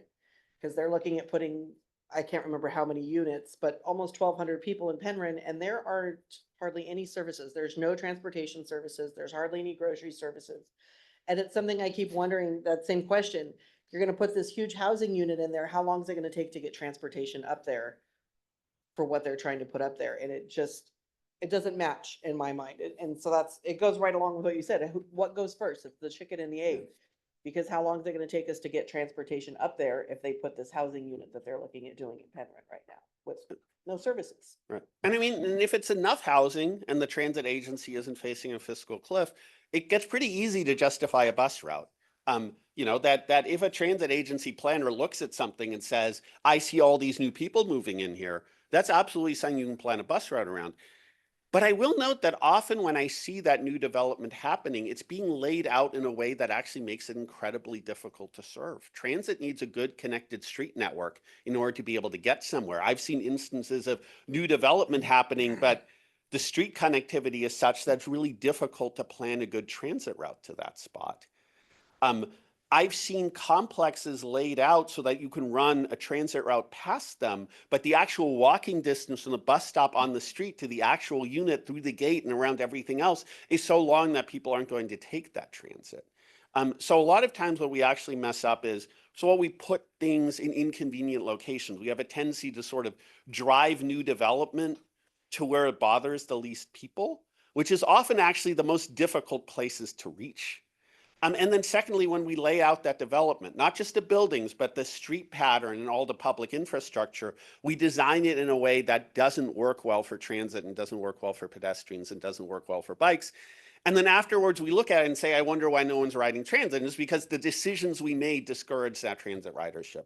So I think that's something where I wish transit agencies and land use planners actually work together a lot more, and that transit thinking was brought much earlier in the process, rather than waiting until the cranes are in place and the development's underway to talk about transit. Talking about it in the early entitlement process can, I think, lead to much better results. Director Vegas and Director Hume. I'll sit tight. Okay. Director Hume. Director Hume. Go. Okay. Thank you for the great presentation. And, you know, you mentioned something that we spent some time talking about earlier in the agenda relative to fiscal cliffs for transit agencies. And the reality is transit agencies are always facing a fiscal cliff because they're reliant on subsidy, on funding from outside sources. And that begs the question of, is transit agent, is that infrastructure or is it a social service? And I think the logical answer is that it's both. And so in the same way that a road, if it's not a toll road, does not pay for itself any more than transit agencies pay for themselves. So this is an investment in sort of the society that we want to live in. So I appreciate your sort of drilling down to it being people-centric. But there's at least one person in the audience that knows that I've been singing from the same pew for a long time, since I learned about the sort of zero-sum game in the transit world from Jarrett Walker, who you may be familiar with, that there's kind of 2 yards you can fall into, and that is coverage or frequency, because it's all coming from the same expenditure. And personally, I am of the mindset that we spend far too much money trying to put transit into every nook and cranny of every neighborhood for people who don't want to ride it because other people think that it ought to be there, when we could be spending that same money improving transit where it should be so that people can rely on it. Because if they have to stop, or if I have to stop and think about, is now the right time for me to leave my house to catch the transit I want to take, we've already lost the equation. And so I'm personally squarely in the camp of frequency, and I think that you drew some of those same conclusions. And then the last thing that I'll say is I agree with you relative to how light rail is developed in Sacramento County. And I believe that we should be looking at BRT not as a stopgap measure, but as something that is within its own right, a very elegant and useful solution. Mr. Corliss and I both happen to have been in Mexico City recently, where they are all but virtually abandoning their metro system for BRT. The BRT is working fantastic. And one of the things that they do there that I think we ought to consider as well is they run it in the median. And that way, no matter which direction of travel you're going, from whichever side of the street you're on, you're the same distance to the stop that's going to take you where you're getting to go. So, No, and I'll say that those median running bus lanes are the most reliable and fastest way you can run a bus down the street, because it means those buses aren't contending with cars pulling in and out of driveways. Curb running bus lanes are still a major improvement on buses in mixed traffic, but center running lanes are the most reliable you can do. And I think in a lot of ways, we get a little too caught up in the rail versus bus debate. I think the question is, how fast is the service? How reliable is the service? And how frequent is the service? And that's what passengers are asking, not is there a steel wheel underneath me or a rubber tire. And I do think that BRT can achieve really great service. To me, the real cutoff between rail and BRT is actually the capacity. If you have high enough ridership, you get to a point where rail can handle that ridership better. It is not the fundamental service it offers. I think the other thing your comment made me think about is the language we use. It's interesting, when we talk about streets, we tend not to talk about fiscal cliffs. There's an awful lot of cities which have no idea how they can actually handle their basic street maintenance going forward, where every year their demands for street maintenance outstrip their budget. And we don't talk about that as a fiscal cliff. We don't talk about that as a subsidy, because we all take for granted that streets are something we need to provide. And I think, to me, transit's the same way. And if I look at a transit agency, I don't want the transit agency to be saving money for a rainy day in the future, because every bit of money you're saving is service you're not providing right now, is somebody whose trip wasn't possible today because you didn't run that service. You want transit agencies to be maximizing their potential for the public. And then policymakers have to make the decision of how much service do we want, and how do we want to fund that service? And like you said, what do we want to prioritize when we do that service? And even within the world of coverage, there's some kinds of coverage. There's coverage which is, there are people who need transit in this neighborhood. There aren't a lot of them, but the ones who need it really need it. That's one kind of coverage service. Another kind of coverage service is saying, it doesn't seem fair that this neighborhood doesn't have a bus service because they pay taxes, so let us give them a bus service. That's a different motivation for coverage. And so it's really important, I think, to talk about why we're doing transit. And that's a really appropriate discussion at a board level like this, so that the leadership can actually give those transit planners direction on what goals do we have for this service? And then the transit planners can best figure out how to achieve those goals. Director Sander. Yes, thank you. I appreciate your comments very much. I have been the head of transit agency here as the board chair a number of years ago. I've lived in a couple of cities where I've had a purely mass transit lifestyle. So I sort of get what it can be, but also having been in leadership here now for 20 years, I see the real challenges we have. I think, number one, the people who laid down our original light rail system were pretty courageous in doing so. And they certainly did it sort of on the cheap, I guess. Because we are such a suburban community in Sacramento. It's difficult to define that, in terms of, census sort of definitions or planning definitions, but you could probably say the Sacramento region's 95% suburban, something like that. We really don't have that many really dense places. And so with regard to the comparison to Canadian cities, that would be an interesting comparison, just the density of those cities. And here, when they built that original transit system, it was really built along the cheapest possible route in some cases, which meant it was industrial use. Yeah. So, I remember when we originally did the first transit study for expansion, getting from Ranchford over to Folsom, one of the markers that came up was you can buy more plywood at our light rail stations than anywhere else in the country, right? Because those depots were right there, right along by the stations. So that's sort of a challenge, how we're laid out our geography. Second challenge, our system here in Sacramento has always sort of debated choice riders versus dependent riders. And we really want the system to appeal to riders of choice, meaning they've got the choice, they could drive, they could purchase the pass and ride. But we always sort of bend and say, well, there's transit dependent people we have to absolutely serve. So it's always sort of the yin and yang fighting those. The reality is in Sacramento that we have very few choice riders. So much so that this number is 10 years old. But at one point, of the monthly pass holders, 95% plus of those were given the free pass by the state because they were a state employee, which meant that of our choice riders, that people who had monthly passes, a very tiny number actually money out of their pocket to purchase. So we weren't offering something that a lot of people were choosing. There were people with passes, but they were given those passes. That was just, it's a very interesting measure. The costs here are exceptional. We're in California, so building anything multiply times 3, whatever is reasonable. That's pretty much what it costs a public agency to build something. And that is, you know, on top of our population density is a challenge. And then finally, just like the personal thing, I think people experience, the amount of time it takes to get somewhere and the perceived safety of our system in Sacramento have been the big challenges. A colleague of mine just recently said, for the first time I was going to take transit to a meeting downtown, and it took me an hour and 15 minutes to get there, and I could drive there in 15, I think he said. Today, it took me 17 minutes to drive here. According to Apple, if all the connections work just right, it'll take me an hour and 10 minutes to get back by transit.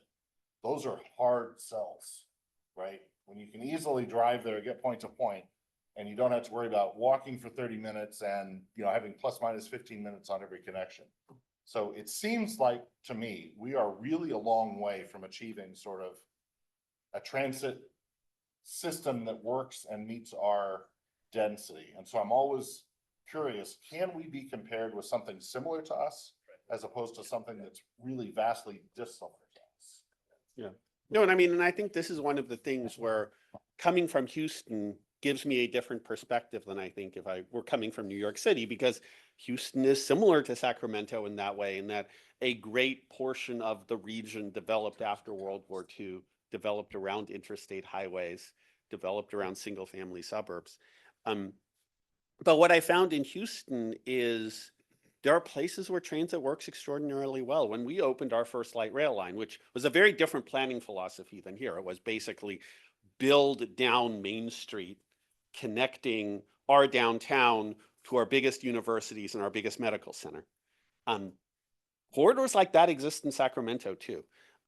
And that line had the highest ridership per mile of any US light rail line outside of Boston and San Francisco the year it opened.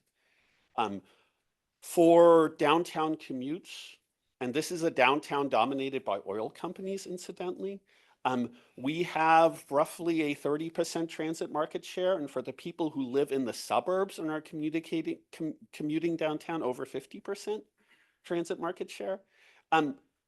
And so every region has markets transit can serve well. Every region has corridors that have density. I think oftentimes we haven't actually focused our transit investments in those places. That's the first thing I would say. But the second thing is I really appreciate what you're bringing to the discussion, because if we don't take these challenges seriously, we don't do good transit planning. Like sometimes I feel like too much transit planning is somebody went on vacation to Paris and thought it was great. And they come home and they try to replicate that. And they often sees exactly the wrong things. They're like, oh, I saw a streetcar. So we just bring a streetcar that will solve everything. But no, what you saw was a place that works in a lot of different ways. And if we don't take those challenges seriously and try to plan transit systems that work around them, then we're not going to get better. And a lot of the things you identified are fixable. We can make transit faster. We can make transit more reliable. Even if it's not 20 minutes like the car commute, it doesn't have to be an hour. Like that we can improve that. It takes the will, and it often takes the will to say, we're actually going to work on improving service rather than just build infrastructure. Because I think one of our real, like I mentioned, one of our real things is we get sort of fascinated with concrete and rails rather than with the service we actually provide, and see success as we got a project built rather than success as we allowed people to have faster trips, or we allowed people to have more reliable trips, or we served more people. So I think if we really think about those challenges and think about the service, there's a lot of opportunities here for better transit. We're going to do 2 last comments, Director Kennedy and then Director Schaefer. Okay, Director Kennedy. Thank you, Chair. So, one transit nerd to the other, this may be a little in the weeds, but we can follow up offline, hopefully. You talked about reliability, and most of the reliability issues that you brought up had to do with the physical component. It had to BRT and controlled signalization, Right. and I agree with all of that. What we have here is a lot of the times that we have reliability issues, it's the human component. If an operator doesn't show up that morning, it's a huge problem. Yes. And why it's a huge problem is I wait for a bus and, it doesn't come, and I'm 30 minutes later before the next one comes around. That's okay with my career choice. I can get away with that. Yeah. Most people can't. They show up at work a couple of times and say, hey, sorry, the bus was late. Well, sorry, find another way to get here or lose your job. So the reliability factor that I find is significant is that human component. Is that unique here because of things like labor issues and all that? Or do you hear that in other areas as well? And is there best practices that we could point toward? It's actually interesting. In the past 5 years, we've had a nationwide issue with bus operator shortages, triggered partially by COVID, triggered partially by actually delivery services, places like Amazon hiring a huge number of drivers, and just also uncovering long-held problems we have. Being a bus operator is an extremely difficult job. It is a customer service job, and a hard one at that. At the same time, it is driving a very large vehicle in pretty much the most difficult places to drive a vehicle. And then the working conditions we give you to do that. Like literally saying, if you need to use the bathroom, we made an agreement with the 7-Eleven that you can use their bathroom. Like really basic stuff like that.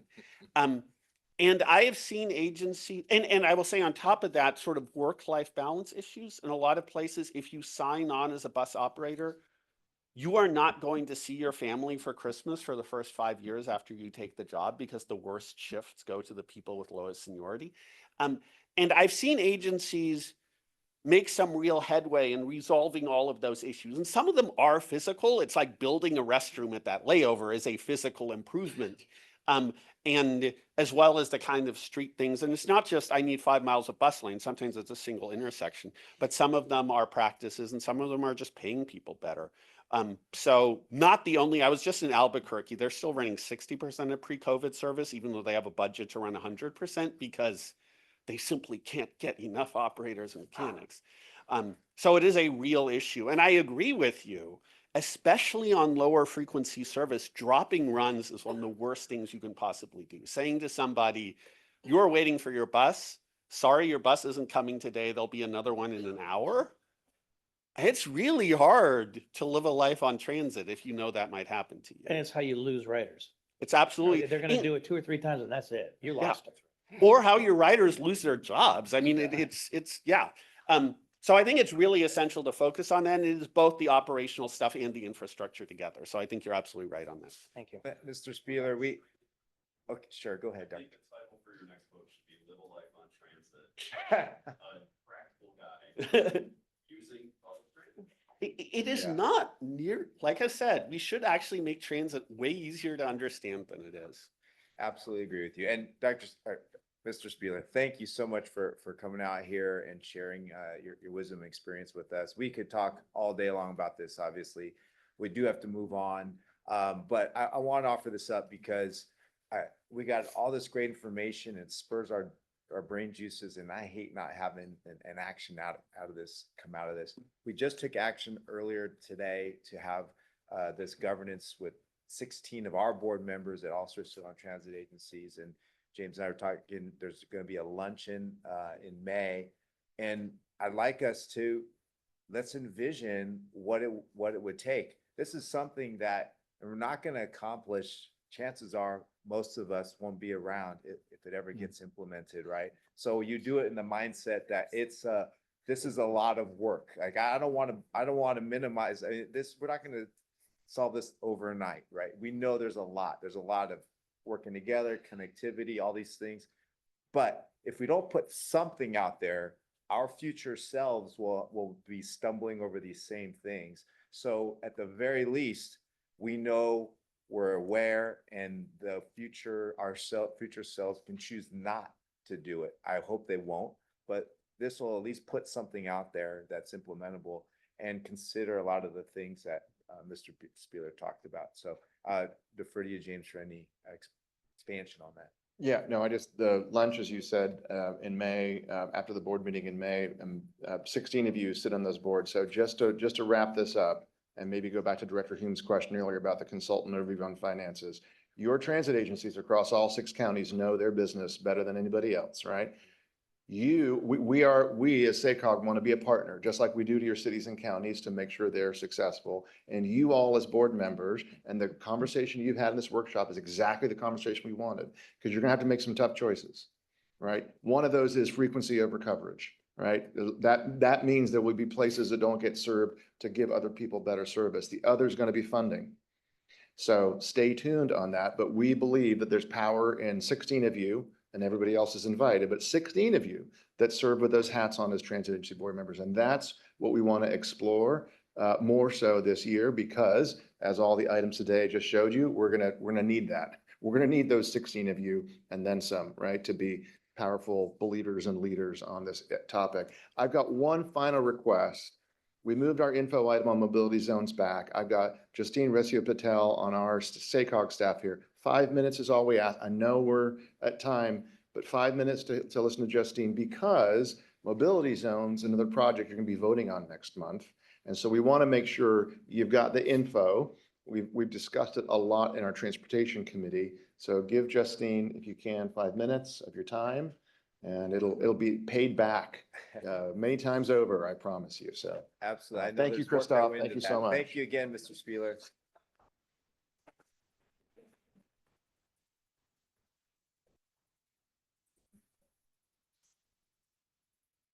Good morning. Good morning, Chair Soon and directors. My name is Justine Resha Patel. I'm an analyst here with the SACOG transportation team. I'm joined today by Emily Alter from our consultant group Steer. I understand that we're running short on time, and I thank everybody for sticking with us. I'm here to present an information item. It's intended to be a prequel to next month's May action when we come back, as alluded to by Director Jennings and Executive Director James. So I actually have a presentation that's supposed to be up, if we could get those up.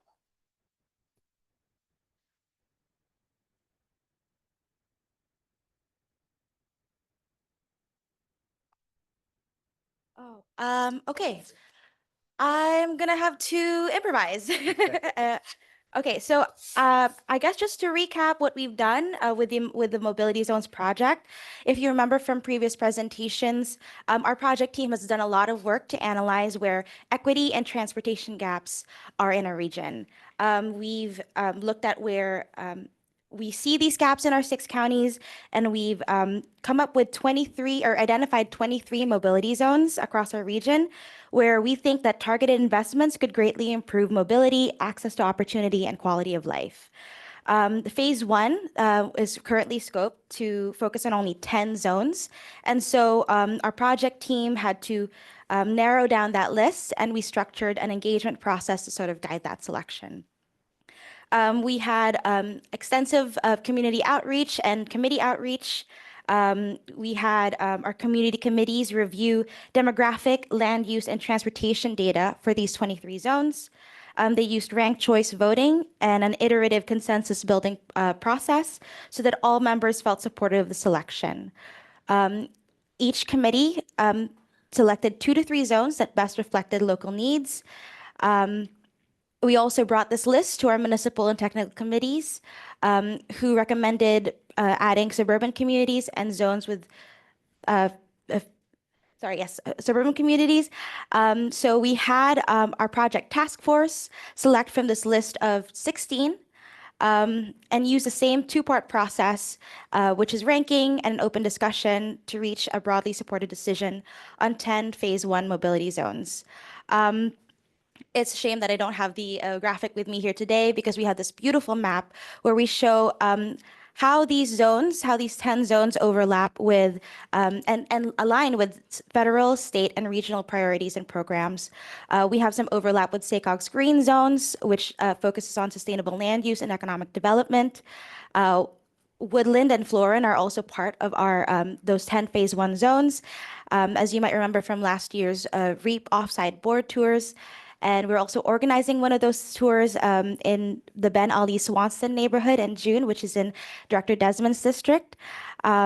So just to kind of summarize the work that we're doing right now, we're working on refining the boundaries of these zones. I think you can see in the attachment, we represent them through these rough rectangles and squares.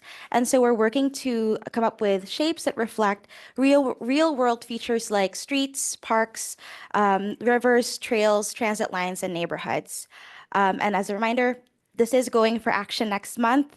At the May board meeting, we're going to request board action to designate those 23 mobility zones and adopt the 10 phase 1 zones, including the refined boundaries. All right, that's all for me today. Thank you again for your time. I appreciate it. Emily and I are here to answer any questions. Otherwise, I'll give you back your time. Thank you. Thank you, Justine. Any questions for Justine and Emily? All right. Thank you very much. Appreciate it. Oh, yeah. Director Vegas, you have a question? Well, I'm just curious, are the graphics that you're going to display different than what's in the staff packet? No, that's exactly the They are same. Yeah. Okay, good enough. Yeah. Yeah, thank you. Good clarification. All right. There's no public, are there any public comments on this one? Lynette? No public comment. Okay, thank you. All right, that was our last informational item. Moving on to Chair. Here soon, Yeah. here soon. All right. Promise we're gonna get you out of here. We are gonna explain a little something on a technical procedure on the budget. Caltrans has made a request that we approve a resolution, and maybe Director Hume, before you walk out of the room so we don't lose quorum, can you explain that real quick? So Caltrans has asked that we approve a resolution for the budget on item 11. We do have the item on, it's still in approval. We just haven't put the resolution in front of the board. So we're going to distribute that to the board right now, and we just asked to call for another vote on item 11. Okay, very good. You're going to distribute right now, is that what you said? I just forwarded it to Lynette. So this is the typical resolution form that is always attached. We just received the information from Caltrans late. Unfortunately, the rules require us to approve the budget before May 15th. And since our meeting isn't until May 29th, we wanted to amend the action since we just got that from them. So it would be an amended action to approve the final budget and overall work program for fiscal year 2025, 2026, and approve the newly distributed resolution along with it. Okay, can I get a motion for? So moved. Second. I heard Director Desmond and I heard Director Calvillo second. Okay, all those in favor say aye. Aye. Opposed, abstained, motion carries. Will that work? Thank you. Okay, very good.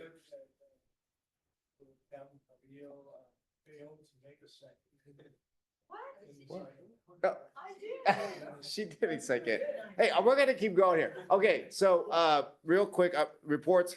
I want to know if anybody else got the seating chart. Somebody figured it out. All right. Director Hume, you figured it out? All right. No, I didn't. Oh. Well, I know what the methodology is here, but I just want to say that I don't understand the disgruntledness coming from this part of the room. The view of my assigned seat from here is fantastic. I think Director Sander figured it out. Director Sander figured it out. Yes, Mr. H2. Director Sander, please explain to everybody what the arrangement is. The arrangement's based on the age of incorporation of the entity. So therefore, you've got Citrus Heights and Ranch Grove sitting at this end is the newest. Elk Grove should be here as well, but yeah, this is a county seat or a chair seat. So Darren, this would be your new chair right here So when you're done. So 1946 rates. That's right next 46, door. yep, and so on. And I think Marysville is the oldest, 1851. All right. And Placer County was formed out of Yuba and Sutter. I just learned that. Okay. Okay, with that, is there any other comments from the board directors? All right, seeing none, I'm gonna adjourn the meeting. Thank you very much. See you on May 29th, everybody. Adjourn.